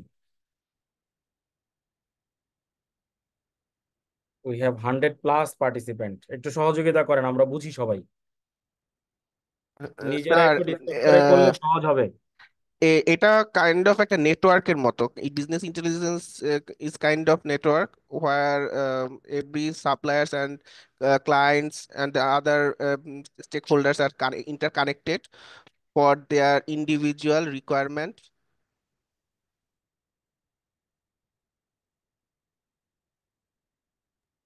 তা ঠিক জি, আছে? হ্যাঁ ঠিক আছে, আমরা আরেকটু গুছায় বলবো, আমি হেল্প করব, চেষ্টা করব। আমরা যদি আরো দুই একজনের কাছে শুনতে পারি তাহলে দেখা যাবে যে পুরো এরিয়াটাই আমাদের কাভার হয়ে গেছে। স্যার ইন্টেলিজেন্স মিনস হচ্ছে ব্রড নলেজ, কোনো কিছু সম্পর্কে ডিটেলস কোনো মানে নলেজটা আসলে এখানে বিজনেস সম্পর্কে আর কি ডিটেলস নলেজ ইন্ডিকেট করে।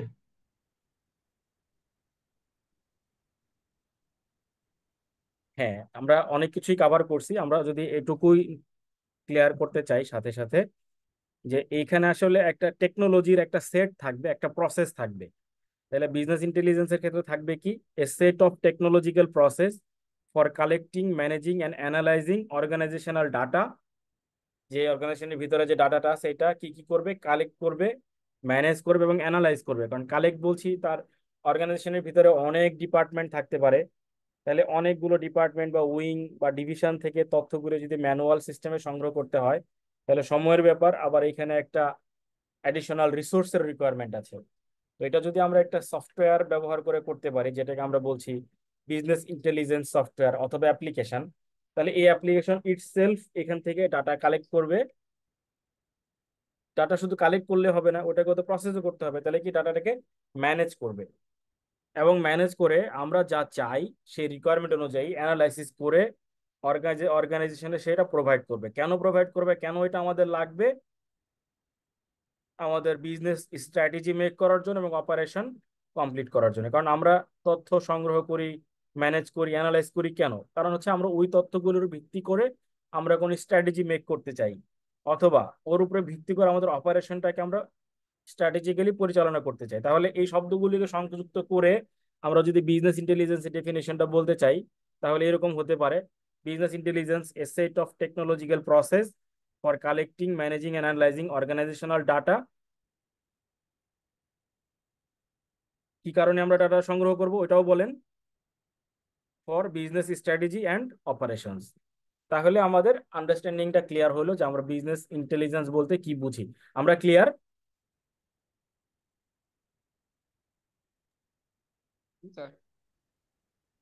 স্যার আরেকটু স্যার যদি আলোচনা করতেন তাহলে স্যার ক্লিয়ার হতাম স্যার, যে একটা জি, এক্সাম্পল দিই। হ্যাঁ হ্যাঁ, এক্সাম্পলে আমরা পরে যাই, আগে আমরা আগে ডেফিনেশনটাতে যাই, যে আমরা আসলে ইন্টেলিজেন্সটা ব্যবহার করি কেন, বা অ্যাপ্লিকেশনটা কেন ব্যবহার করব। আমাদের অর্গানাইজেশনে অনেকগুলো ডিপার্টমেন্ট থাকতে পারে, বিভিন্ন পার্ট থেকে ইনফরমেশন কালেক্ট করার প্রয়োজন হয়। সেই ক্ষেত্রে আমরা যদি একটা টেকনোলজি বা প্রসেস ডেভেলপ করি, অথবা a set of technological process ব্যবহার করি for collecting, managing and analysing organisational data, তাহলে আমি এটা কেন করব? তার কারণ হচ্ছে যে আমার বিজনেস স্ট্র্যাটেজি মেক করার জন্য, অথবা ইফেক্টিভলি ইফিশিয়েন্টলি অপারেশনটা ম্যানেজ করার জন্য। এটা ছাড়া তো আমার আর কোনো টার্গেট থাকা উচিত না। Yes sir. তাইলে এখন আমরা নিশ্চয়ই বিজনেস ইন্টেলিজেন্সের ডেফিনেশনটা সবাই বলতে পারবো, বা চেষ্টা করতে পারবো। একটু সবাই চেষ্টা করে দেখি কে কে পারি। বলেন, কোনো সমস্যা নাই, ছোটখাটো ভুল তো হইতেই পারে, আমরা তো সবাই শিখতেছি এখানে। Sir, business intelligence is an application in the organization that focus on collecting data and analysis of data and information for the purpose of strategic decision. ডিসিশনের সাথে আমরা অপারেশন শব্দটাও যুক্ত করি, কারণ ডিসিশন নিয়ে বসে থাকলেও হবে না, ওইটা আমাদের অপারেশনাল অ্যাক্টিভিটিতে ইউজ করতে হবে। এই জন্য যদি ডিসিশন অ্যান্ড অপারেশনসটা আমরা একসাথে বলতে পারি, আমার ধারণা যে এটা একদম অ্যাপ্রোপ্রিয়েট হবে আর কি। এনিওয়ে, ভেরি গুড, আমরা এটা বুঝতে পারছি, আমাদের সবার আইডিয়া ক্লিয়ার হয়েছে, এটাই দরকার ছিল। হ্যাঁ, মুখস্থ করা দরকার নাই, আমরা আগে আন্ডারস্ট্যান্ডিং গুলো ক্লিয়ার করি। স্যার ডেফিনেশনটা আরেকবার একটু যদি বলতেন, আপনি যেটা সেটা বলছিলেন। যে আমি আসলে যেটা বলছিলাম, যে business intelligence a set of technological process for collecting, managing, and analyzing organizational data to make business strategy or efficient operation, manage efficient operation। আর হয়তো একটা দুটো শব্দ আগে পরে হইতে পারে, একটু গুছায় নিয়ে এভাবে লেখা যায়। তো এই যে আমরা ইনফরমেশন গুলো সংগ্রহ করব বিজনেস ইন্টেলিজেন্সের মাধ্যমে, এটা কি ম্যানুয়াল পদ্ধতিতে করব? নিশ্চয়ই না, এটাও আমাদের একটা পদ্ধতি অ্যাপ্লাই করতে হবে। আর এখন যেহেতু আমরা আপডেটেড টেকনোলজিতে আছি, তাহলে এই প্রসেসটাও অনলাইনের মাধ্যমে করতে পারলে কোম্পানির জন্য, অর্গানাইজেশনের জন্য মোস্ট অ্যাপ্রোপ্রিয়েট হয়। সেই ক্ষেত্রে আরো আপডেটেড একটা পদ্ধতি ওরা ডেভেলপ করেছে, যেটাকে বলে অনলাইন অ্যানালাইটিক্যাল প্রসেসিং, বা সংক্ষেপে OLAP। আমরা এটা পাবো পরবর্তীতে আছে। তাহলে আমরা যে বিজনেস ইন্টেলিজেন্স ব্যবহার করছি, বিজনেসের ডাটাটাকে, অ্যানালাইটিক্সটাকে ইউজ করতেছি, বা অনেক ক্ষেত্রে আমরা বলি BA মানে বিজনেস অ্যানালাইটিক্স, আপনারা এটাও দেখবেন অনেক ক্ষেত্রে পাওয়া যায়। তাহলে BA সেটা করব কিভাবে? Online analytical processing processing. এর মাধ্যমে। তাহলে সংক্ষেপে হচ্ছে OLAP। এটা নিয়ে অনেক বড় বড় চ্যাপ্টার আছে। আমরা যেহেতু বেসিক লেভেলে আছি, আমরা তো আর আইটি বিশেষজ্ঞ হব না। আমরা আইটিতে একটা বেসিক এবং মডারেট কি বলে নলেজ অ্যাকোয়ার করতে চাই। কারণ যারা আইটি প্রোগ্রামিং করবে, আইটি ডেভেলপ করবে, তাদের জন্য হয়তো একদম ডিটেইল লেভেলে শেখার প্রয়োজন আছে। আমি নিজেও যেহেতু আইটির লোক না, আপনাদের মতনই কেরানি, কাজে আমার মনে হয় যে একটা মডারেট লেভেল পর্যন্ত আমাদের বেসিক ক্লিয়ার থাকলে ইনফরমেশন টেকনোলজি পাস করাটা আমাদের জন্য অনেক ক্ষেত্রেই খুব কঠিন হবে না। এটা আমাদের ধারণা, বাট অনেকের কাছে মনে হয় যে এটা সঠিক নাও হইতে পারে। মনে করতে পারে আইটি তো পাস কঠিন লাগে আমার কাছে, বাট আপনি যদি একটু মনোযোগী হন, আইটিটা অন্য সাবজেক্টের চাইতে কঠিন না। আমি এটা আসলে বলতে চাই, এখন দ্বিমত থাকতেই পারে। তাহলে আমরা কয়েকটা এখানে নতুন শব্দ পেলাম। একটা হচ্ছে বিজনেস অ্যানালাইটিক্স, আর একটা হচ্ছে OLAP বা অনলাইন অ্যানালাইটিক্যাল প্রসেসিং। মনে রেখেন।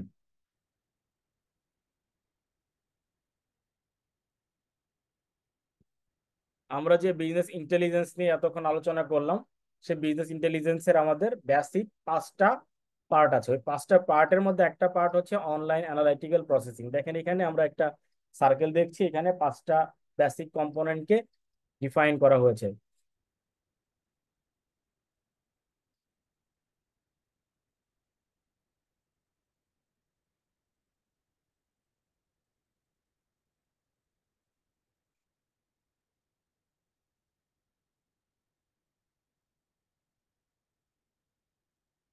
তাহলে এখানে কি কি আছে? আমরা ডিসিশন সাপোর্ট সিস্টেম দেখতেছি, তারপরে ম্যানেজমেন্ট ইনফরমেশন সিস্টেম দেখছি, ডান দিকে নলেজ ম্যানেজমেন্ট সিস্টেম দেখছি, অনলাইন অ্যানালাইটিক্যাল প্রসেসিং দেখছি, এবং ডাটা মাইনিং দেখছি। এইগুলো একটু মনে রাখি, আমরা 5টা নামকেই আমাদেরকে মনে রাখতে হবে। এবং এই প্রসেসটা হয় হচ্ছে, যেহেতু বলা আছে অনলাইন বেসড, তার মানে ওয়েব এনাবলিং সিস্টেমে হয়। ওয়েব বেসড, ওয়েবসাইট বেসড, মানে হচ্ছে ফিক্সড ফর্মে না।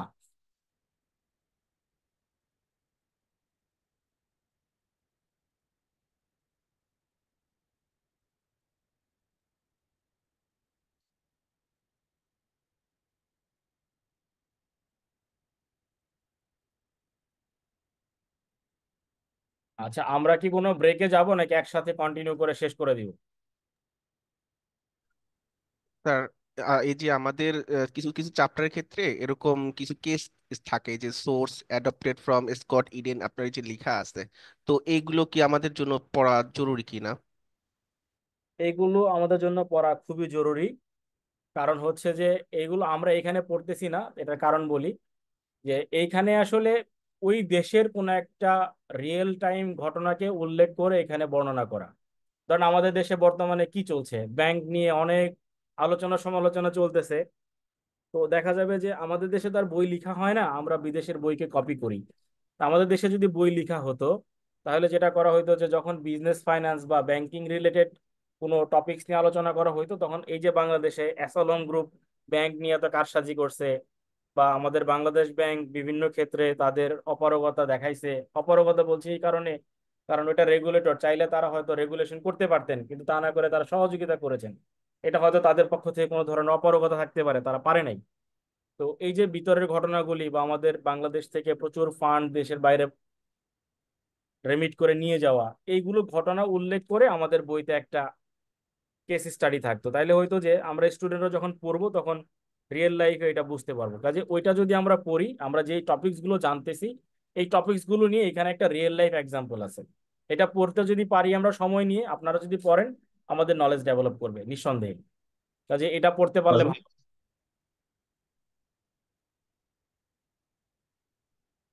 আচ্ছা, আমরা যে টপিকসটা নিয়ে শুরু করেছিলাম যে আমরা কি ব্রেকে যাব না কন্টিনিউ করে তাড়াতাড়ি করে শেষ করে দিব?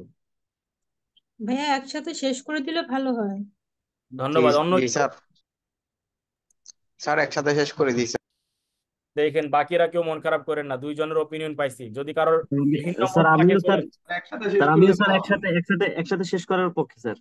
তার মানে হচ্ছে যে আমরা সবাই মোটামুটি একমত যারা ওপিনিয়ন দিচ্ছি। জি ভিন্ন মত স্যার, থাকলে বলবেন।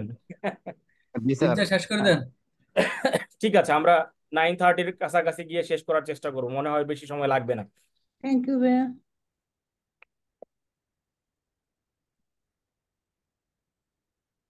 তাহলে আমরা এখন ওই যে আমাদের বিজনেস ইন্টেলিজেন্স একটু আগে দেখে আসলাম, আমরা একটু ডিটেইলে যাচ্ছি। বিজনেস ইন্টেলিজেন্সের 5টা পার্টের একটা পার্ট হচ্ছে ডিসিশন সাপোর্ট সিস্টেম।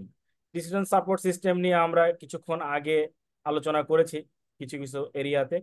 তো বিজনেস স্যার ডিসিশন এখানে একটা সাপোর্ট প্রশ্ন করব সিস্টেমও, জি প্লিজ। স্যার। এখানে তো আমাদের যে বিআই নলেজে স্যার, বিআই তে আমরা 4টা ইয়া 5টা দেখাইছেন এখানে স্যার। ফার্স্ট, সেকেন্ড, থার্ড এভাবে কোনো স্যার সিরিয়ালি মেনটেন কোনো স্যার আছে?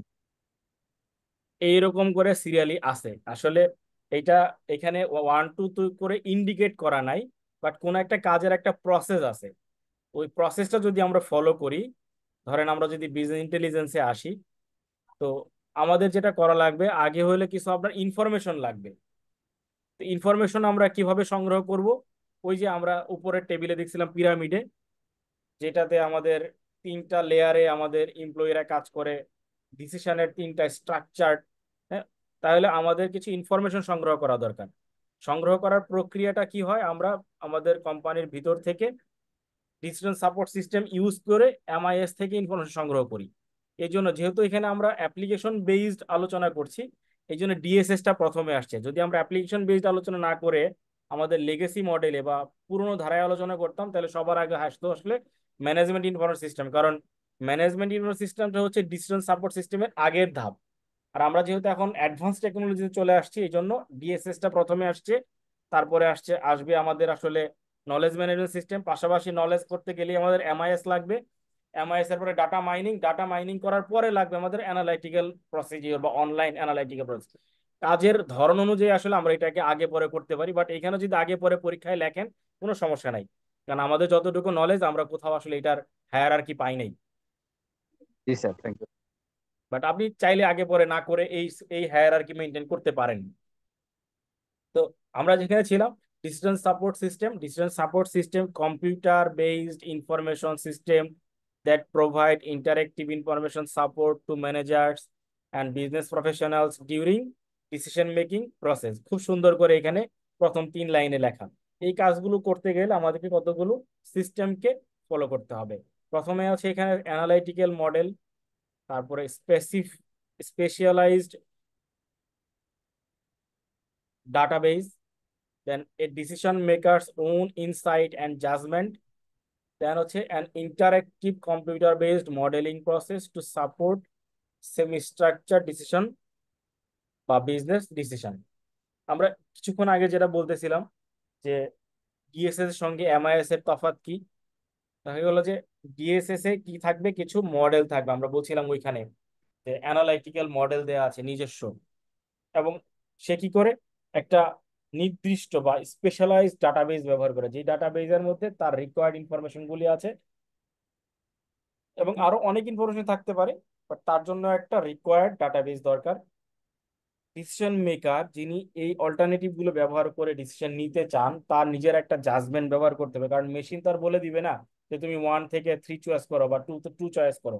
তো যিনি ডিসিশন মেক করবে তার নিজের একটা জাজমেন্ট অ্যাপ্লাই করতে হবে, এবং ওই বিজনেসে তার একটা বেসিক নোহাউ থাকতে হবে, যেটাকে আমরা এখানে ওন ইনসাইট বলতেছি। তার নিজের ভিতর থেকে একটা অভিজ্ঞতা থাকতে হবে, নিজের থেকে কিছু বলার বা করার ইয়েটা থাকতে হবে। দেন আছে হচ্ছে interactive computer based modelling. Interactive কেন বলছি আমরা? কারণ একটা ডিএসএস সিস্টেম সব বিজনেসে পারফর্ম করতে পারবে না। তাহলে যেই বিজনেসে আমি ডিএসএস করতে চাচ্ছি ওই বিজনেসের রিকোয়ারমেন্ট অনুযায়ী আমাদেরকে রিডিজাইন করা লাগতে পারে, রি ইঞ্জিনিয়ারিং করা লাগতে পারে ডিসিশন সাপোর্ট সিস্টেমটাকে। এই জন্য এখানে an interactive computer based modelling process বলা হয়েছে, কারণ ওই প্রতিষ্ঠানের জন্য যদি ইন্টারেক্টিভ না হয় তাহলে ওইখান থেকে সঠিক সিদ্ধান্তটা আমরা পাবো না। এইটুকু হচ্ছে ডিসিশন সাপোর্ট সিস্টেমের একদম বেসিক পার্ট।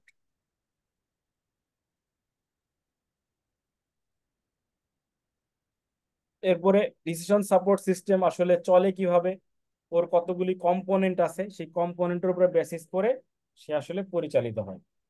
ওই কম্পোনেন্ট গুলোকে অনেক ক্ষেত্রে আমরা মডেলও বলে থাকি।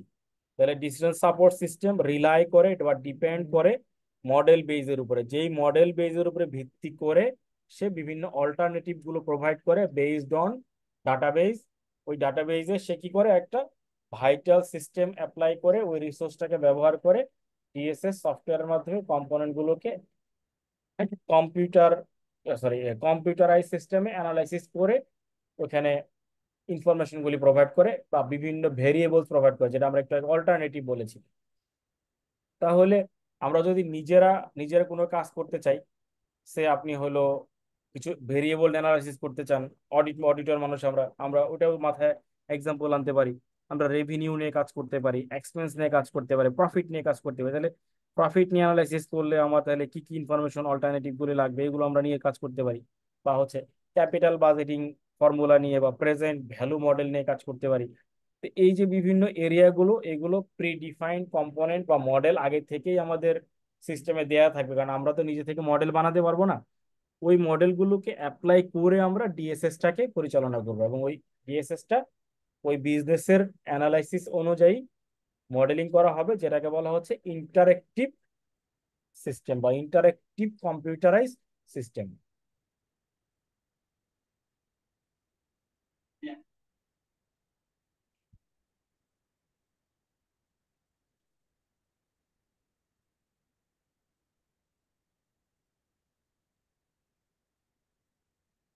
এখানে একটা কম্পারেটিভ ইনফরমেশনের চার্টচিত্র দেওয়া আছে, যে ডিসিশন সাপোর্ট সিস্টেম কোম্পানির ভিতরে বিভিন্ন ভাবে সহযোগিতা কিভাবে করতে পারে।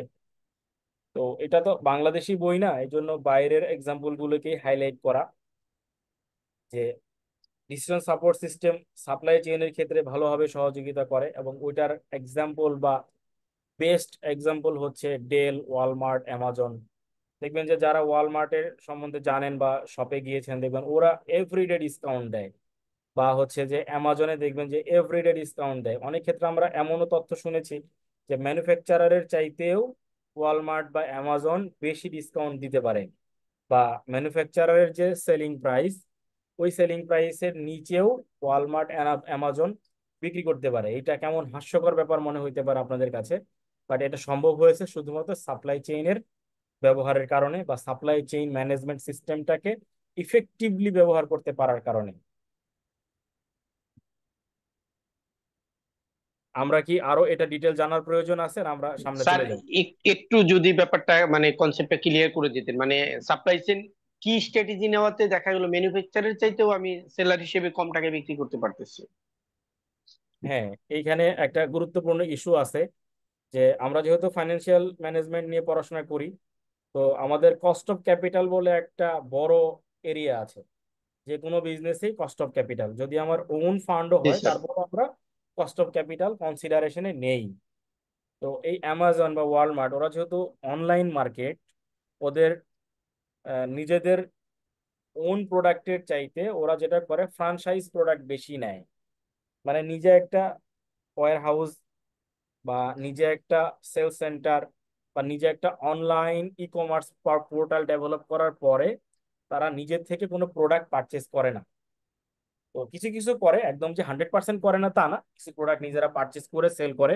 কারণ কিছু কম্পোনেন্ট আছে যেটার জন্য ওইরকম ডিফাইন্ড কোনো সাপ্লায়ার পাওয়া যায় না, যারা নিজের থেকে ক্রেডিটে বা ওই শপে গিয়ে বিক্রি করতে চায়। যেহেতু ওইটা একটা ইন্টারন্যাশনাল মানের শপ, সব ধরনের প্রোডাক্ট থাকতে হবে, এই জন্য ওই শূন্যতা পূরণ করার জন্য কিছু প্রোডাক্ট তারা নিজেরা পারচেস করে ক্যাপিটাল দিয়ে। আর বেশিরভাগ প্রোডাক্ট তারা আসলে সরাসরি ম্যানুফ্যাকচারারের সাথে একটা ফ্রেম কন্ট্রাক্টে যায়। ফ্রেম কন্ট্রাক্টে যায়, তাদের মেইন মোটোটা হচ্ছে এরকম, যে তারা কোনো প্রোডাক্ট নগদ টাকায় কিনবে না, তাদের কাছ থেকে প্রোডাক্ট তারা নিবে, নিয়ে তাদের শোকেসে বা ওয়্যার হাউসে উঠাবে। কাস্টমার অর্ডার করলে ওইখান থেকে ডেলিভারি হয়ে যাবে। কাস্টমার পেমেন্ট করলে তার নির্দিষ্ট কমিশন কেটে রেখে বাকি টাকাটা ওই প্রোডাক্টের ওনারকে বা ম্যানুফ্যাকচারারকে তারা পেমেন্ট করে দিবে।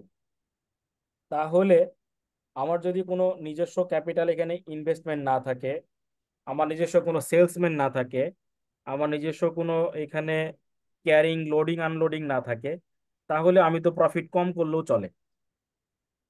তাহলে ম্যানুফ্যাকচারার যে প্রাইসে বিক্রি করে, বিক্রি করার সময় তারা একটা ডিলার প্রাইস এবং একটা ট্রেড প্রাইস ডিক্লেয়ার করে।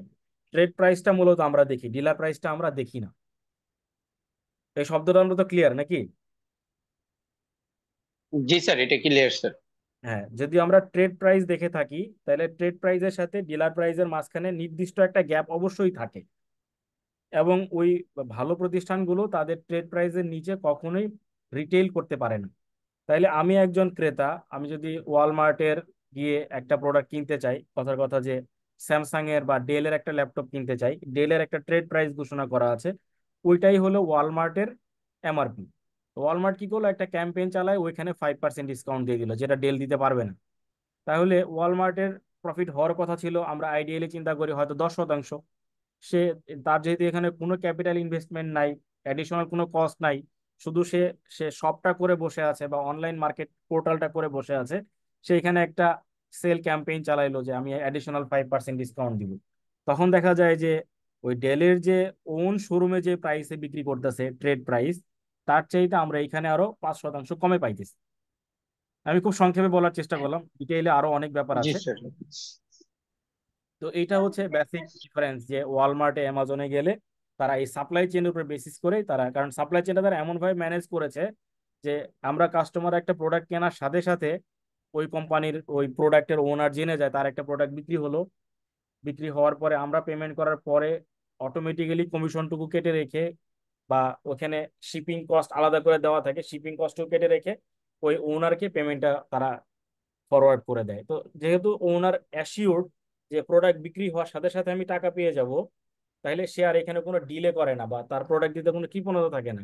কিন্তু অন্য অন্য অনেক প্রতিষ্ঠানে প্রোডাক্ট দেওয়ার পরে, প্রোডাক্ট সেল হওয়ার পরে তার টাকা চাইতে হবে, বা ইনভয়েস পাঠানোর পরে তারা টাকা পাঠাবে, তাদের সাথে কমিউনিকেশন করার ব্যাপার থাকে। এইখানে কোনো ব্যাপার নাই, প্রোডাক্টটা বিক্রি হওয়ার সাথে সাথে তারা টাকা পেয়ে যায়। সাথে সাথে বলতে হচ্ছে পেমেন্টের সাথে সাথে, পেমেন্ট হইলেই ওখানে নির্দিষ্ট অ্যামাউন্ট কেটে তারা আসলে পেয়ে যায়। তো এই পদ্ধতিতে বিক্রি করা আর নিজের শোরুম থেকে বিক্রি করার মতো তফাৎ নাই আসলে, কিন্তু তারা আসলে সেলটা বেশি করতে পারে, অনেক বেশি সেল হয়। আমরা আরো ডিটেল না যাই, আমরা জাস্ট বেসিকটা বোঝার চেষ্টা করছি এখানে। এরপরে আমাদের প্রাইসিং এ কিছু বেনিফিট থাকে, বা হিউম্যান ক্যাপিটালে কিছু বেনিফিট আমাদের থাকে। হিউম্যান ক্যাপিটালের বেনিফিট হচ্ছে আমরা যদি প্রপার সাপোর্ট সিস্টেম ব্যবহার করতে পারি, তাহলে ওইখানে আমাদের লজিস্টিকে অনেক কিছু সেভ করার সুযোগ থাকে। হুম? তো এই যে আমাদের বিভিন্ন অপরচুনিটি গুলো, এইগুলো আসলে আমাদের proper supply chain management system ব্যবহার করার কারণে বিজনেস হাউসে ডেফিনেট বেনিফিট গুলো এনশিওর হয়।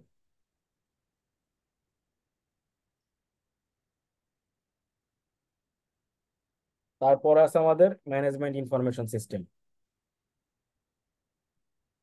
এটা তো আমরা মোটামুটি সবাই প্রাইমারিলি জানি, একটু আমরা দেখি, দেখে তারপরে আলোচনা করি।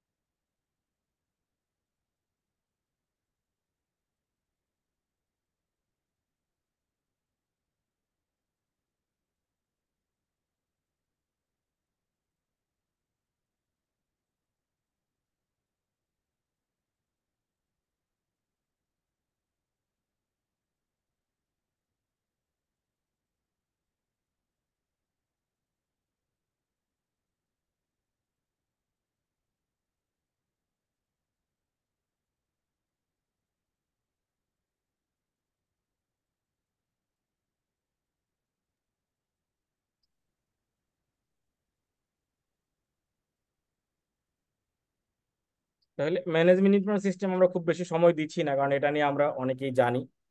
আমরা যেটা করতে পারি, ম্যানেজমেন্ট রিপোর্টিং অল্টারনেটিভ গুলোতে একটু সময় দিই, কারণ এটা আমাদের জন্য নতুন এরিয়া। ম্যানেজমেন্ট রিপোর্টিং অল্টারনেটিভ, এটা হচ্ছে 4 ধরনের অল্টারনেটিভ আছে। একটা হচ্ছে periodic scheduled report, exception report, এরপর হচ্ছে রিকোয়ার্ড বেসিসে যেটা হয় ডিমান্ড রিপোর্ট অ্যান্ড রেসপন্সেস, আর ফাইনালি হচ্ছে পুশ রিপোর্টিং। পুশ রিপোর্টিংটা আসলে এমন যে আমরা আমাদের রিপোর্ট রেডি করে রাখবো, রেডি করে আমাদের টপ ম্যানেজমেন্টকে দিতে থাকবো, ওয়ার্ক স্টেশনে যারা থাকবে কানেক্টেড তারা এখান থেকে কপি করে নিতে পারবে।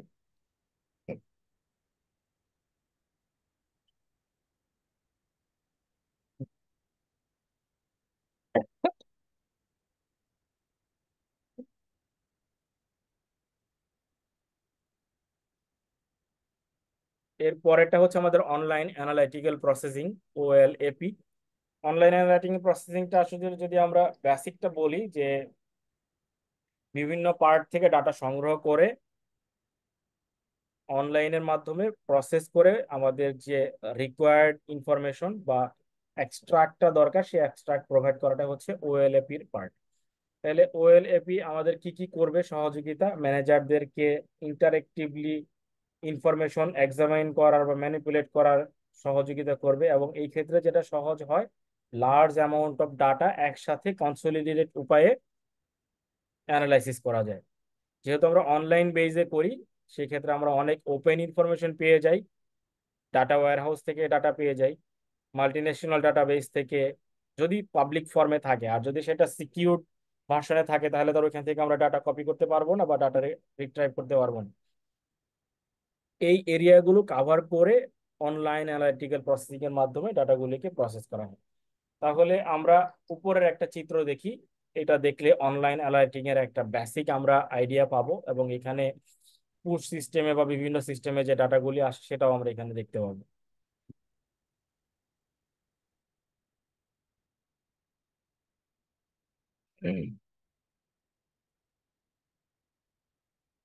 তাহলে আমাদের ইনফরমেশনের অনেকগুলো হাব আছে। আমরা ইন্টারনাল ডাটাবেস থেকে ইনফরমেশন পেতে পারি, আউটসাইডার থেকে পেতে পারি, এরপর হচ্ছে ক্লায়েন্ট থেকে পেতে পারি।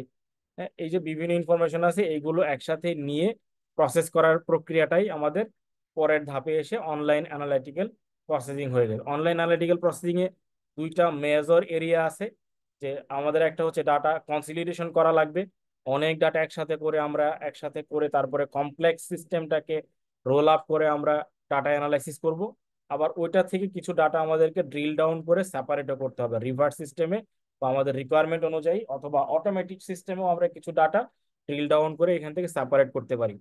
ইন্ডিভিজুয়াল প্রোডাক্টের ডাটা বা সেলস রিপ্রেজেন্টেটিভের ডাটা, অথবা হচ্ছে যে আমাদের টোটাল একটা অ্যাক্সেস সিস্টেমের ডাটা, এগুলোকে আমরা একসাথে করে ড্রিল ডাউন করে অ্যানালাইসিস করতে পারি। কারণ কনসলিডেটেড ডাটাতে অ্যানালাইসিস করলে ব্রড এরিয়াতে দেখা যায় যে প্রপার রেজাল্টটা পাওয়া যাবে না, বাট আমরা আমাদের যেইটুকু রিকোয়ার্ড ওই ডাটাটুকু ডাউনলোড করে বা সেপারেট করে যদি কাজ করি, সেটাই হচ্ছে আমাদের drill down process.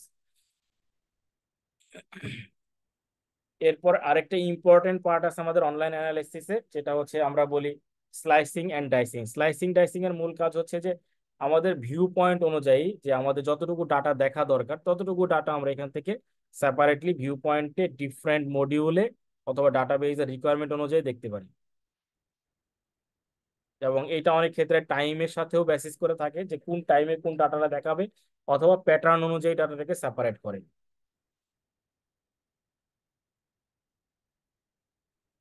Online analytical procedure সবচেয়ে বেশি ব্যবহার হয় মার্কেটিং এবং সেলস অ্যানালাইসিসের ক্ষেত্রে। এটা হচ্ছে একদম বেস্ট ওয়ান প্রসেস। এরপরে ডাটাবেজ মার্কেটিং এর ক্ষেত্রে এবং বাজেটিং এর ক্ষেত্রে। আর আমরা যদি ডিটেইলে না যাই, তাহলে হচ্ছে যে আরেকটা পার্ট আছে যেটা click stream data. Click stream data যেটা হয় যে অনেক ডাটা থাকে, ওইখান থেকে স্পেশালাইজ সিস্টেমে ডাটাগুলোকে কপি করে তারপরে সফটওয়্যারে বিজনেসের প্রফেশনালসদের রিকোয়ারমেন্ট অনুযায়ী ডাটাটাকে অ্যানালাইসিস করা। কাজে চারটা মেজর পার্টের মধ্যে আমরা দেখছি বেশি ইম্পর্টেন্টলি বেশি ব্যবহার হয় মার্কেটিং অ্যান্ড সেলস ডাটাতে।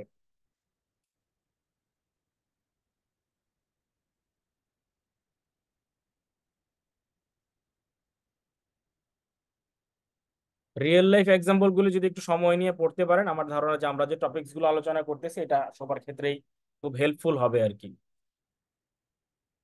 আমরা বিজনেস ইন্টেলিজেন্সের মধ্যে আছি। বিজনেস ইন্টেলিজেন্সের মেজর এরিয়া গুলো আমরা কভার করলাম, আর এর বাইরে একটা আছে data mining. Decision support system. Decision support সিস্টেমে আমরা ডিসিশন কিভাবে ব্যবহার করতে পারি, কতগুলো অল্টারনেটিভ অ্যাপ্রোচ অ্যাপ্লাই করা। তো ওইখানে দেওয়া ছিল যে আমাদের what if analysis, sensitivity analysis, goal seeking analysis, বা ডাটা অপটিমাইজেশন অথবা অপটিমাইজেশন অ্যানালাইসিস। এই যে প্রক্রিয়াগুলো, এগুলো সবই হচ্ছে অ্যানালাইটিক্যাল মডেলিং অ্যাক্টিভিটিস, যেটা আমাদের ডিসিশন সাপোর্ট সিস্টেমের মধ্যে ইনবিল্ড দেওয়া থাকে।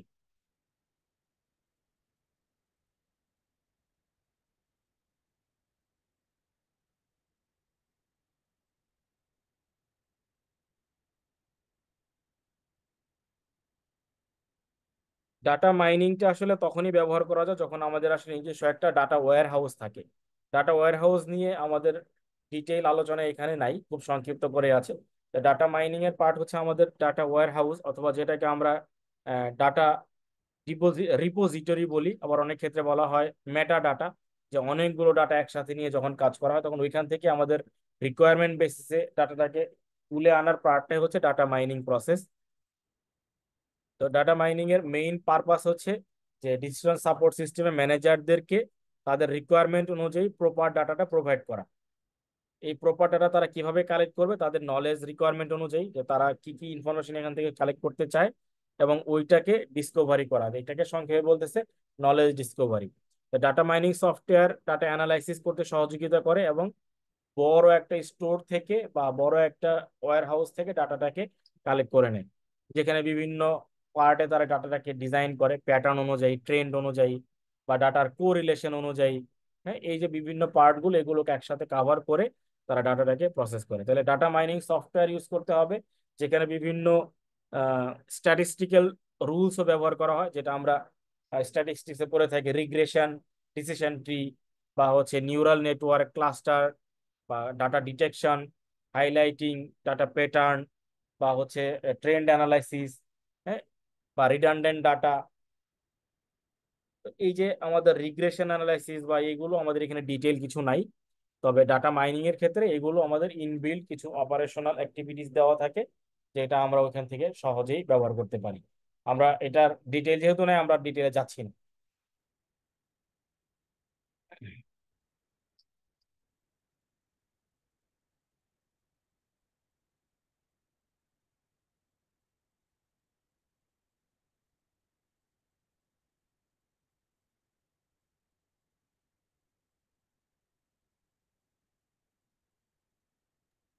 স্যার আমরা উপরে থিওরিগুলো কি স্যার পড়বো না স্যার?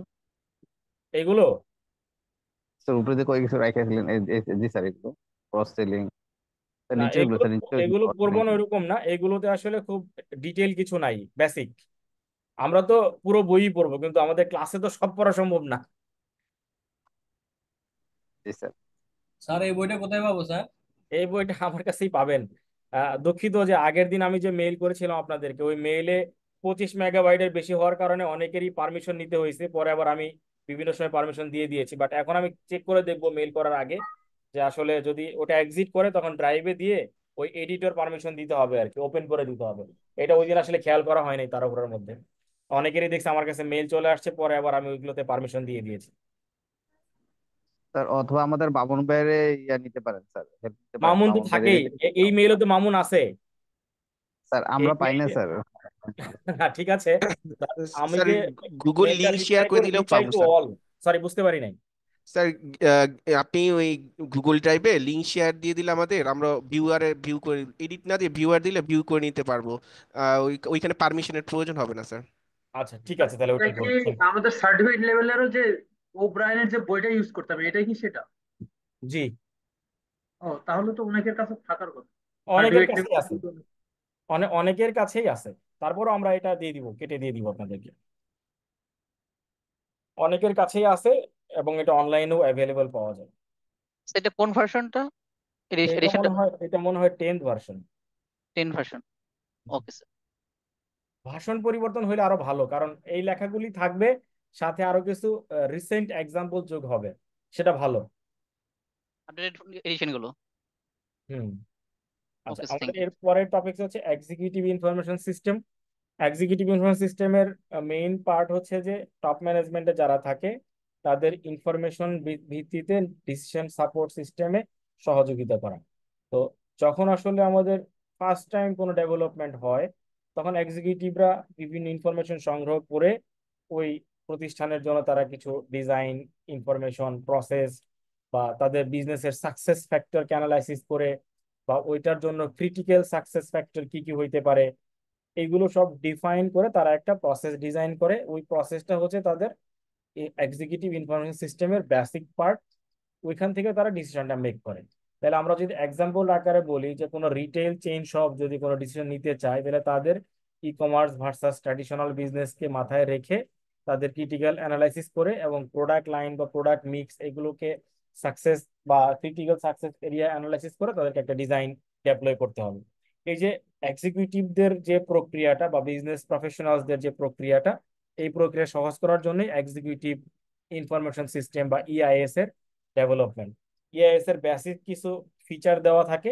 বেসিক ফিচারের মধ্যে দেখা যায় যে ওখানে ইন্টারফেসে থাকে, গ্রাফিক্যাল ইউজার দেওয়া থাকে, গ্রাফিক ডিসপ্লে করতে, কারণ ওরা তো অ্যানালাইসিস করে বিভিন্ন পার্ট থেকে এটাকে ডাইমেনশনাল ওয়েতে দেখার চেষ্টা করে, কম্পারেটিভ ওয়েতে বা পার্সেন্টেজ দিয়ে চার্ট আকারে। তাহলে এই পার্টগুলো এক্সিকিউটিভ ইউনিট সিস্টেমের একটা বেসিক পার্ট, এবং তারা মিডল ম্যানেজমেন্ট বা বিজনেস প্রফেশনালসকে ফিজিবিলিটি অ্যানালাইসিসের মাধ্যমে তারা একটা ইনফরমেশন বেসড করে টার্গেট বা বিজনেস প্রসেস ডেভেলপ করে দেয়। এবং এইটার জন্য অনেক ক্ষেত্রে দেখা যায় যে ডিফাইন্ড সফটওয়্যারও পাওয়া যায় মার্কেটে, যেটাকে আমরা ইআইএস সফটওয়্যার বলি, অথবা কখনো কখনো সফটওয়্যার প্যাকেজের মধ্যেও ইআইএস সফটওয়্যার গুলি থাকে। তাহলে এন্টারপ্রাইজের এই ইএসএস, ডিএসএস, এমআইএস বা ইআইএস এইগুলো পরিচালনা করার জন্য এন্টারপ্রাইজ কি করে নিজস্ব পোর্টাল প্রিপেয়ার করে, এবং ওই পোর্টালে তারা ডিসিশন সাপোর্ট সিস্টেমে সবগুলো কম্পোনেন্টকে ডেপ্লয় করে। তো পোর্টাল বা সিস্টেম ডেভেলপ না করে ডিএসএস করা যাবে না। আর ডিএসএসটাকে তারা আরেকটু অ্যাডভান্স লেভেলে করার জন্য, যখন যেহেতু ক্রস বর্ডার বিজনেস, দেশে বিদেশে বা বিভিন্ন লোকেশন থেকে বিজনেস পরিচালিত হবে, এই জন্য তারা যেটা করে ওয়েব এনেবলড বিজনেস অ্যাপ্লিকেশনটা ডেভেলপ করে নেয়। মানে ওয়েবসাইটের মাধ্যমে তারা এটা করে, তাহলে যে কোনো পার্ট থেকেই এই বিজনেসের ইনফরমেশনগুলোকে রিট্রাইভ করা যাবে, অ্যানালাইসিস করা যাবে, এবং বিজনেস ডিসিশনগুলি নেওয়া সহজ হবে। তাইলে ওয়েব এনেবলড বিজনেস অ্যাপ্লিকেশনের মধ্যে কি কি থাকতেছে আমাদের? এমআইএস, ডিআইএস এবং এমআইএস, ডিএসএস এবং ইআইএস। এই সবগুলোকে কাভার করে এন্টারপ্রাইজ নিজের যে পোর্টালটা বানায় ওইটাকে বলে এন্টারপ্রাইজ ইনফরমেশন পোর্টাল, বা সংক্ষেপে ইআইপি।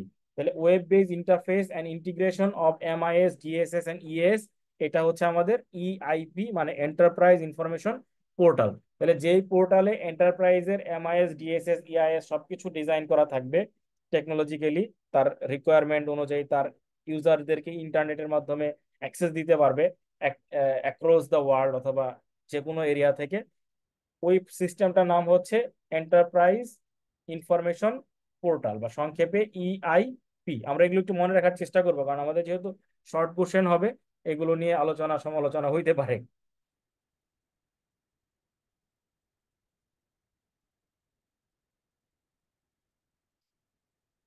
দেন আমাদের আরেকটা ইম্পর্টেন্ট টপিকস আছে নলেজ ম্যানেজমেন্ট সিস্টেম। এটাও আমাদের নলেজ ম্যানেজমেন্ট সিস্টেমটা নলেজ লেভেলে ছিল।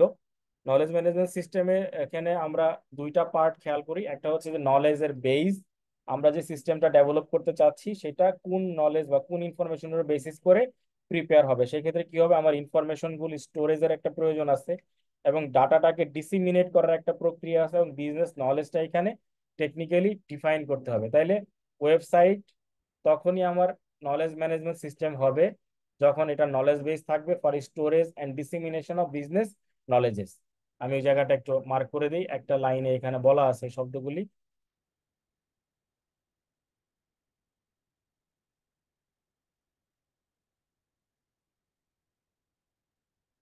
তো অর্গানাইজেশন ফ্রিকোয়েন্টলি এই কাজগুলো করে তাদের প্রয়োজন অনুযায়ী, বিজনেস সলিউশন অনুযায়ী, প্রজেক্ট টিমের রিকোয়ারমেন্ট অনুযায়ী, বিজনেস ইউনিটের রিকোয়ারমেন্ট অনুযায়ী। তাহলে এন্টারপ্রাইজের লেভেল অনুযায়ী তারা আসলে এটা ডিফাইন করে, এবং এইটা তখন কোম্পানির মধ্যে এবং বিভিন্ন কোম্পানির মধ্যে শেয়ারিং এরও একটা সুযোগ থাকে। বাট শেয়ারিংটা ওই লেভেলে হয় যেটা হচ্ছে যে সিকিউরড সিস্টেমে, তাদের পোর্টালে বা এন্টারপ্রাইজ ইনফরমেশন পোর্টালের মাধ্যমে অথরাইজ এন্ট্রি সিস্টেম, ফায়ারওয়াল বা তাদের ডিজাইন করে ইন্ট্রানেটের হেল্প নিয়ে নলেজ ম্যানেজমেন্ট সিস্টেমে তাদেরকে অ্যাক্সেস দেওয়া হয়। ইন্ট্রানেট বললাম এই কারণে যে ডিফাইন্ড ইউজার ছাড়া ওই সিস্টেমে বা এন্টারপ্রাইজ নলেজ পোর্টালে ইআইপি-তে অ্যাক্সেস নেওয়ার কোনো সুযোগ থাকে না। আমরা জেনারেল ইউজাররা কোনো প্রতিষ্ঠানের নিজস্ব সার্ভারে ঢুকতে পারবো না যদি যদি আমাদেরকে অ্যালাউ না করা হয়। এখানে একটা এক্সাম্পল আছে চিত্র আকারে, যে আমরা যারা ওয়েব ইউজার, বাইরের লোক, এমপ্লয়ি বা কাস্টমার, তারা যদি ওই সিস্টেমের ভিতরে ঢুকতে চাই, তাহলে প্রথমে আমাদেরকে একটা অ্যাক্সেস নিতে হবে এন্টারপ্রাইজ নলেজ পোর্টালের মধ্যে। এই পোর্টালে অ্যাক্সেস পাওয়ার পরে আমাদেরকে তারা নির্দিষ্ট এরিয়াতে সেগ্রিগেট করে দিবে, আমাদের যেখানে প্রয়োজন, আমরা যেই পার্টের ইউজার সেই পার্টে তারা অথরাইজড অ্যাক্সেসটা দিবে। তাহলে এখানে অথরাইজড অ্যাক্সেসের আমার তিনটা মেজর এরিয়া আছে। একটা এরিয়া আছে আমাদের ডাটা সোর্স, বা যেটা আমাদের ডাটাবেস, আরেকটা হচ্ছে আমাদের এন্টারপ্রাইজ নলেজ, ওইটার একটা পার্ট। আরেকটা পার্ট হচ্ছে আমাদের কমিউনিকেশন বা আনস্ট্রাকচার ডাটা সোর্স, যেটার মাধ্যমে আমরা ফাইনালি আউটসাইডারের সাথে কমিউনিকেশনটা এস্টাবলিশ করি। Email, groupware, file sharing, documentation, web, internet, extranet, intranet, এই সবগুলোর মাধ্যমে আসলে ওয়েব ইউজাররা বা বাইরের লোকজন এই পুরো ম্যানেজমেন্ট সিস্টেমের সাথে কমিউনিকেশন এস্টাবলিশ করতে পারে, যেটা আমরা একটু আগে বললাম যে অথরাইজড হইতে হবে, যে কেউ চাইলে আসলে এখানে অ্যাক্সেসটা নিতে পারবে না।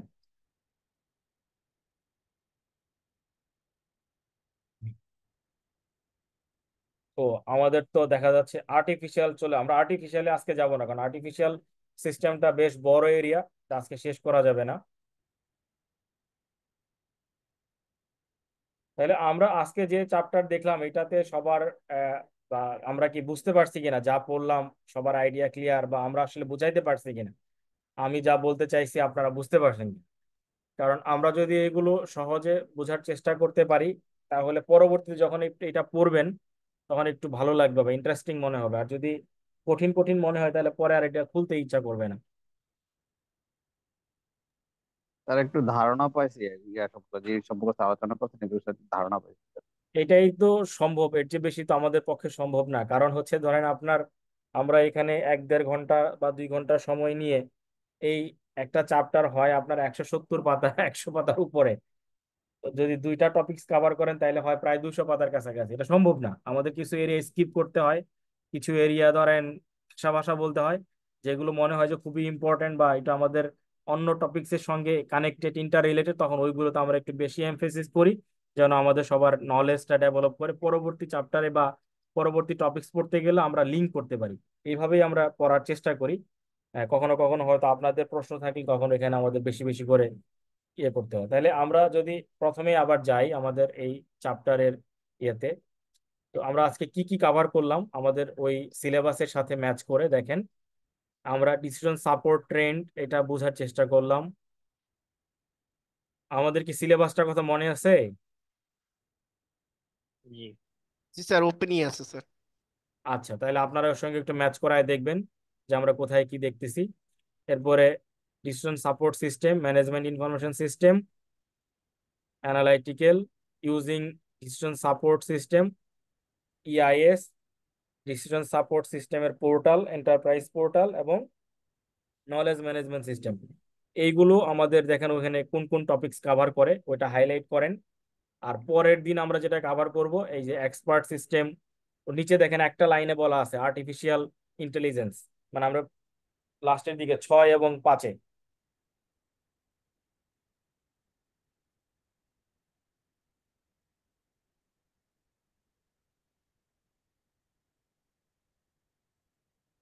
এফ এফ নাম্বারে দেখেন কিছু আছে, আইডেন্টিফাই হাউ নিউরাল নেটওয়ার্ক। হ্যাঁ, এই যে এই পার্টটুকু যখন আমরা দেখব তখন আমাদের সবগুলো কভার হবে। তো এইটার একটা টেবিল আছে, আমরা একটু আপনাকে দেখায় রাখি, আগামী দিন আমাদের বুঝতে সহজ হবে।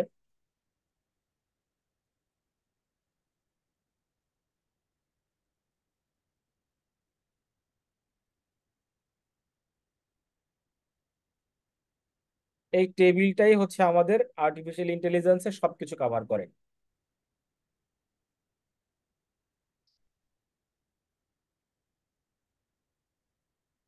আর্টিফিশিয়াল ইন্টেলিজেন্সের যত এরিয়া আছে সব এরিয়া এখানে কভার করে।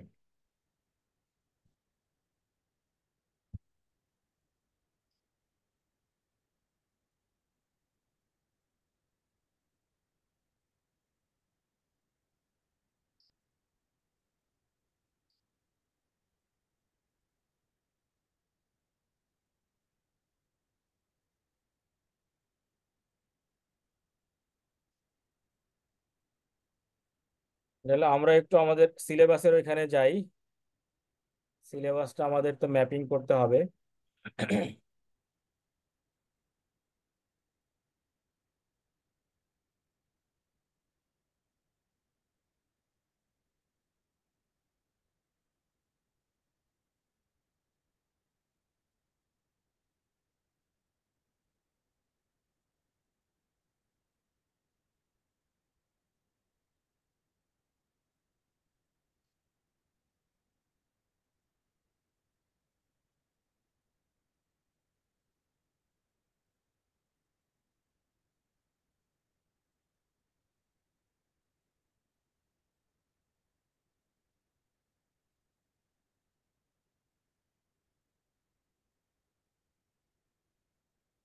তাহলে আমরা এইটা পেয়েছি মনে হচ্ছে।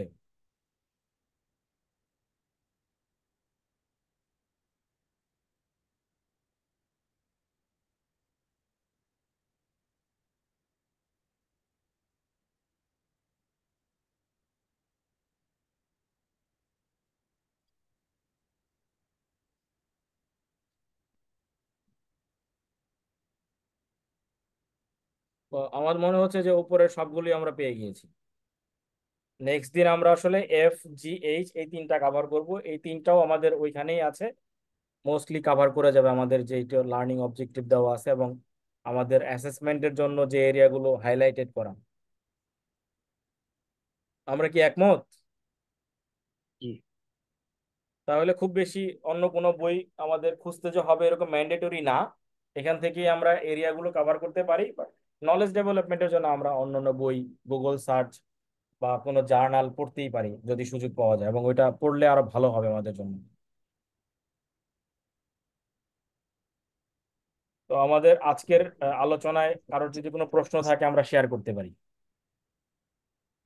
স্যার একটা ব্যাপার জানার ছিল। জি, শেয়ার করেন, আমি যদি জানা থাকে শেয়ার করব। স্যার যে দেখতেছি স্যার, মানে আমাদের যেটা চ্যাপ্টার 2 ছিল আগের সিলেবাসে, সাপোর্টিং হুম ডিসিশন মেকিং, এইটা হুম আর হুম। এই যে এখন যেটা, এটা কি তাহলে মিল আছে? আমার কাছে মনে হচ্ছে যেটা হ্যাঁ হ্যাঁ, মিল আছে, মিল টপিক আছে, গুলো। মিল আছে, জি স্যার, থ্যাংক ইউ। মিল আছে। লার্নিং অবজেক্টিভ আগের যেটা 2 ছিল তার সাথে মিল আছে। এবং ওইটা তো আমি শুরুতেই আপনাদেরকে প্রথমে একটু দেখানোর চেষ্টা করলাম যে আগের সিলেবাস আর বর্তমান সিলেবাসের যেটুকু পরিবর্তন আছে এটা আমরা এখানে কভার করে ফেলছি।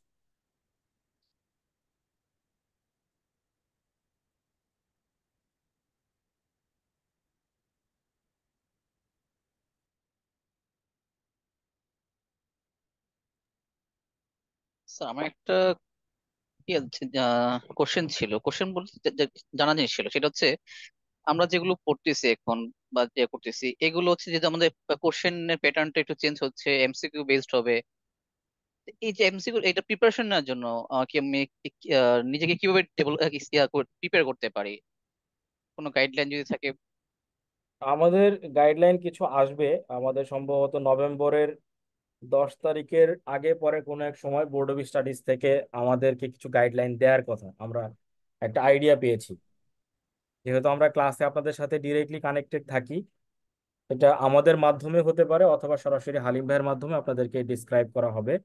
আর আমাদের যে হ্যান্ডবুকটা শেয়ার করেছে, হ্যান্ডবুকে কয়েকটা স্যাম্পল কোশ্চেন দেওয়া আছে। আর আপনি যদি গুগলে গিয়ে সার্চ করেন আমাদের টপিকস গুলো দিয়ে MCQ on decision support system, দেখবেন যে আপনি অনেক এরকম পেয়ে যাবেন। এবং কিছুদিনের মধ্যেই দেখা যাবে যে কোনো না কোনো রাইটার একটা এরকম বই বের করে ফেলবে। ওই অনলাইনে যে কোশ্চেন্স গুলো পাওয়া যায় অ্যাভেলেবল ওপেন সোর্সে, এই সবগুলোকে সমন্বয় করে দেখবেন যে ইমরুল কায়েস ভাই অথবা হইতেছে অন্য কোনো একজন ভাই বা হচ্ছে নীলক্ষেতের কোনো একজন ইয়ে পাবলিশার। পাবলিশার, তারা একটা বই বের করে ফেলবে খুব শিগগিরই। ওইটা হয়তো আমাদের এক্সাম্পল হিসাবে ব্যবহার করতে পারবো, বাট ওইটা ডেফিনেটিভ কোনো বই হবে না, বা ওইটা আমরা রেফারেন্সও করতে পারবো না ওই বইটা। কিন্তু টপিকস গুলো ধরে আমরা যদি গুগলে সার্চ করি যে এমসিকিউ অন এই টপিকস, দেখবেন যে আপনি এরকম ওপেন সোর্সে অনেক এমসিকিউ পেয়ে যাবেন। ওইগুলো একটু কপি করে আপনি ওয়ার্ডের পেজে নিয়ে যদি এক্সারসাইজ করেন, তাহলে নলেজ বেসটা ডেভেলপ করবে। পাশাপাশি আমাদের এখানে যে টপিকস গুলো আছে, এই টপিকস গুলোর যদি আমাদের বেসিকটা ক্লিয়ার থাকে, আন্ডারস্ট্যান্ডিং ক্লিয়ার থাকে, তাহলে আমার ধারণা যে আপনারা পেরে যাবেন ইনশাল্লাহ, না পারার কোনো কারণ নেই। ইনশাল্লাহ। আরেকটা স্যার কোশ্চেন, এখন যেহেতু আমাদের প্রায় 4 ঘন্টা, তো এখানে আমার যতটুকু ধারণা মনে করতেছে যে এখানে কি বলে আপনার কেস বেস। কিছু থাকবে, কিছু থাকবে, সিনারিও বেস থাকবে, কেস না হলেও সিনারিও বেস, ধরেন একটা ঘটনার বর্ণনা থাকবে, ওইটা থেকে কিছু প্রশ্ন করবে আর কি। এটা স্যার আইটিতেও ছিল, ওই যে আমাদের সিএলএও ছিল। সার্টিফিকেট, হ্যাঁ সার্টিফিকেট লেভেলও ছিল, একদম ঠিক। 150 এমসিকিউ থাকবে, যত সময় তো লাগবে অনেক ব্যস্ত 150 মানে। এমসিকিউ। স্যার আমাদের মার্ক থাকবে কত? মার্ক কি 150 থাকবে? না, মার্ক তো এখনো পর্যন্ত 100ই আছে, এখনো 150 পর্যন্ত। কোশ্চেন 100। এখনো এটাই পর্যন্ত তো জানতাম, কিন্তু এখন কোশ্চেনটা 150 করে দিচ্ছে। না না, 100ই আছে এখনো হিউজ পর্যন্ত। ভলিউম। এখনো পর্যন্ত 100ই আছে আমাদের মার্কস, এখনো পরিবর্তন দেখি নাই। দেখা যাক, 100ই থাকবে, বেশি হবে না। স্যার আপনার লাস্ট মেইল কিন্তু পাইনি আমি তো স্যার। এইটা না পাওয়ার কারণ আমার জানা নাই, কারণ আমার কাছে যে মেইলটা ওই মামুন মিয়া করেছিলেন ওই মেইলের উপরে আমি রিপ্লাই টু অল দিয়েছি। যদি না পেয়ে থাকেন তাহলে আপনার কোনো কলিগের থেকে শেয়ার করতে পারেন, অথবা আমাকে টেক্সট করলে আমি আবার আপনাকে ফরওয়ার্ড করবো, কারণ আপনার মেইল আইডিটা আমার আলাদা করে জানা নাই। আমাকে যদি একটা টেক্সট করে দেন আমি আপনাকে ফরওয়ার্ড করে দিব অবশ্যই। স্যার আমার আরেকটা জিনিস, ফোন নাম্বার কি আছে সবার কাছে? জি না স্যার। ফোন না নাম্বার স্যার। না থাকলে আমি করি, আমাদের যে এখানে একটা চ্যাট বক্স আছে, আমি ফোন নাম্বারটা টাইপ করে আপনারা কপি করে নেন, অনেক সময় বললে দেখা যায় ভুল হয়। জি জি স্যার।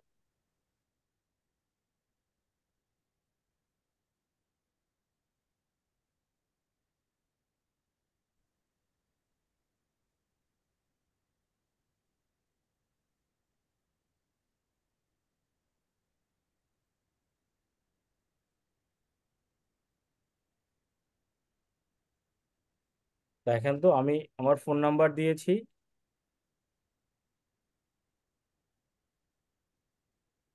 নাম দিয়েছি, আর হচ্ছে ইমেল আইডি দিয়েছি। আপনারা একটু কপি করে নিয়েন, তাহলে প্রয়োজন অনুযায়ী আমার সাথে কমিউনিকেট করতে পারবেন।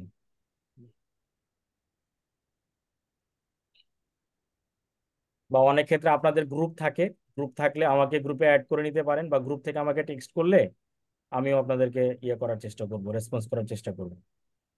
আমাদের একটা আইটি গ্রুপ আছে।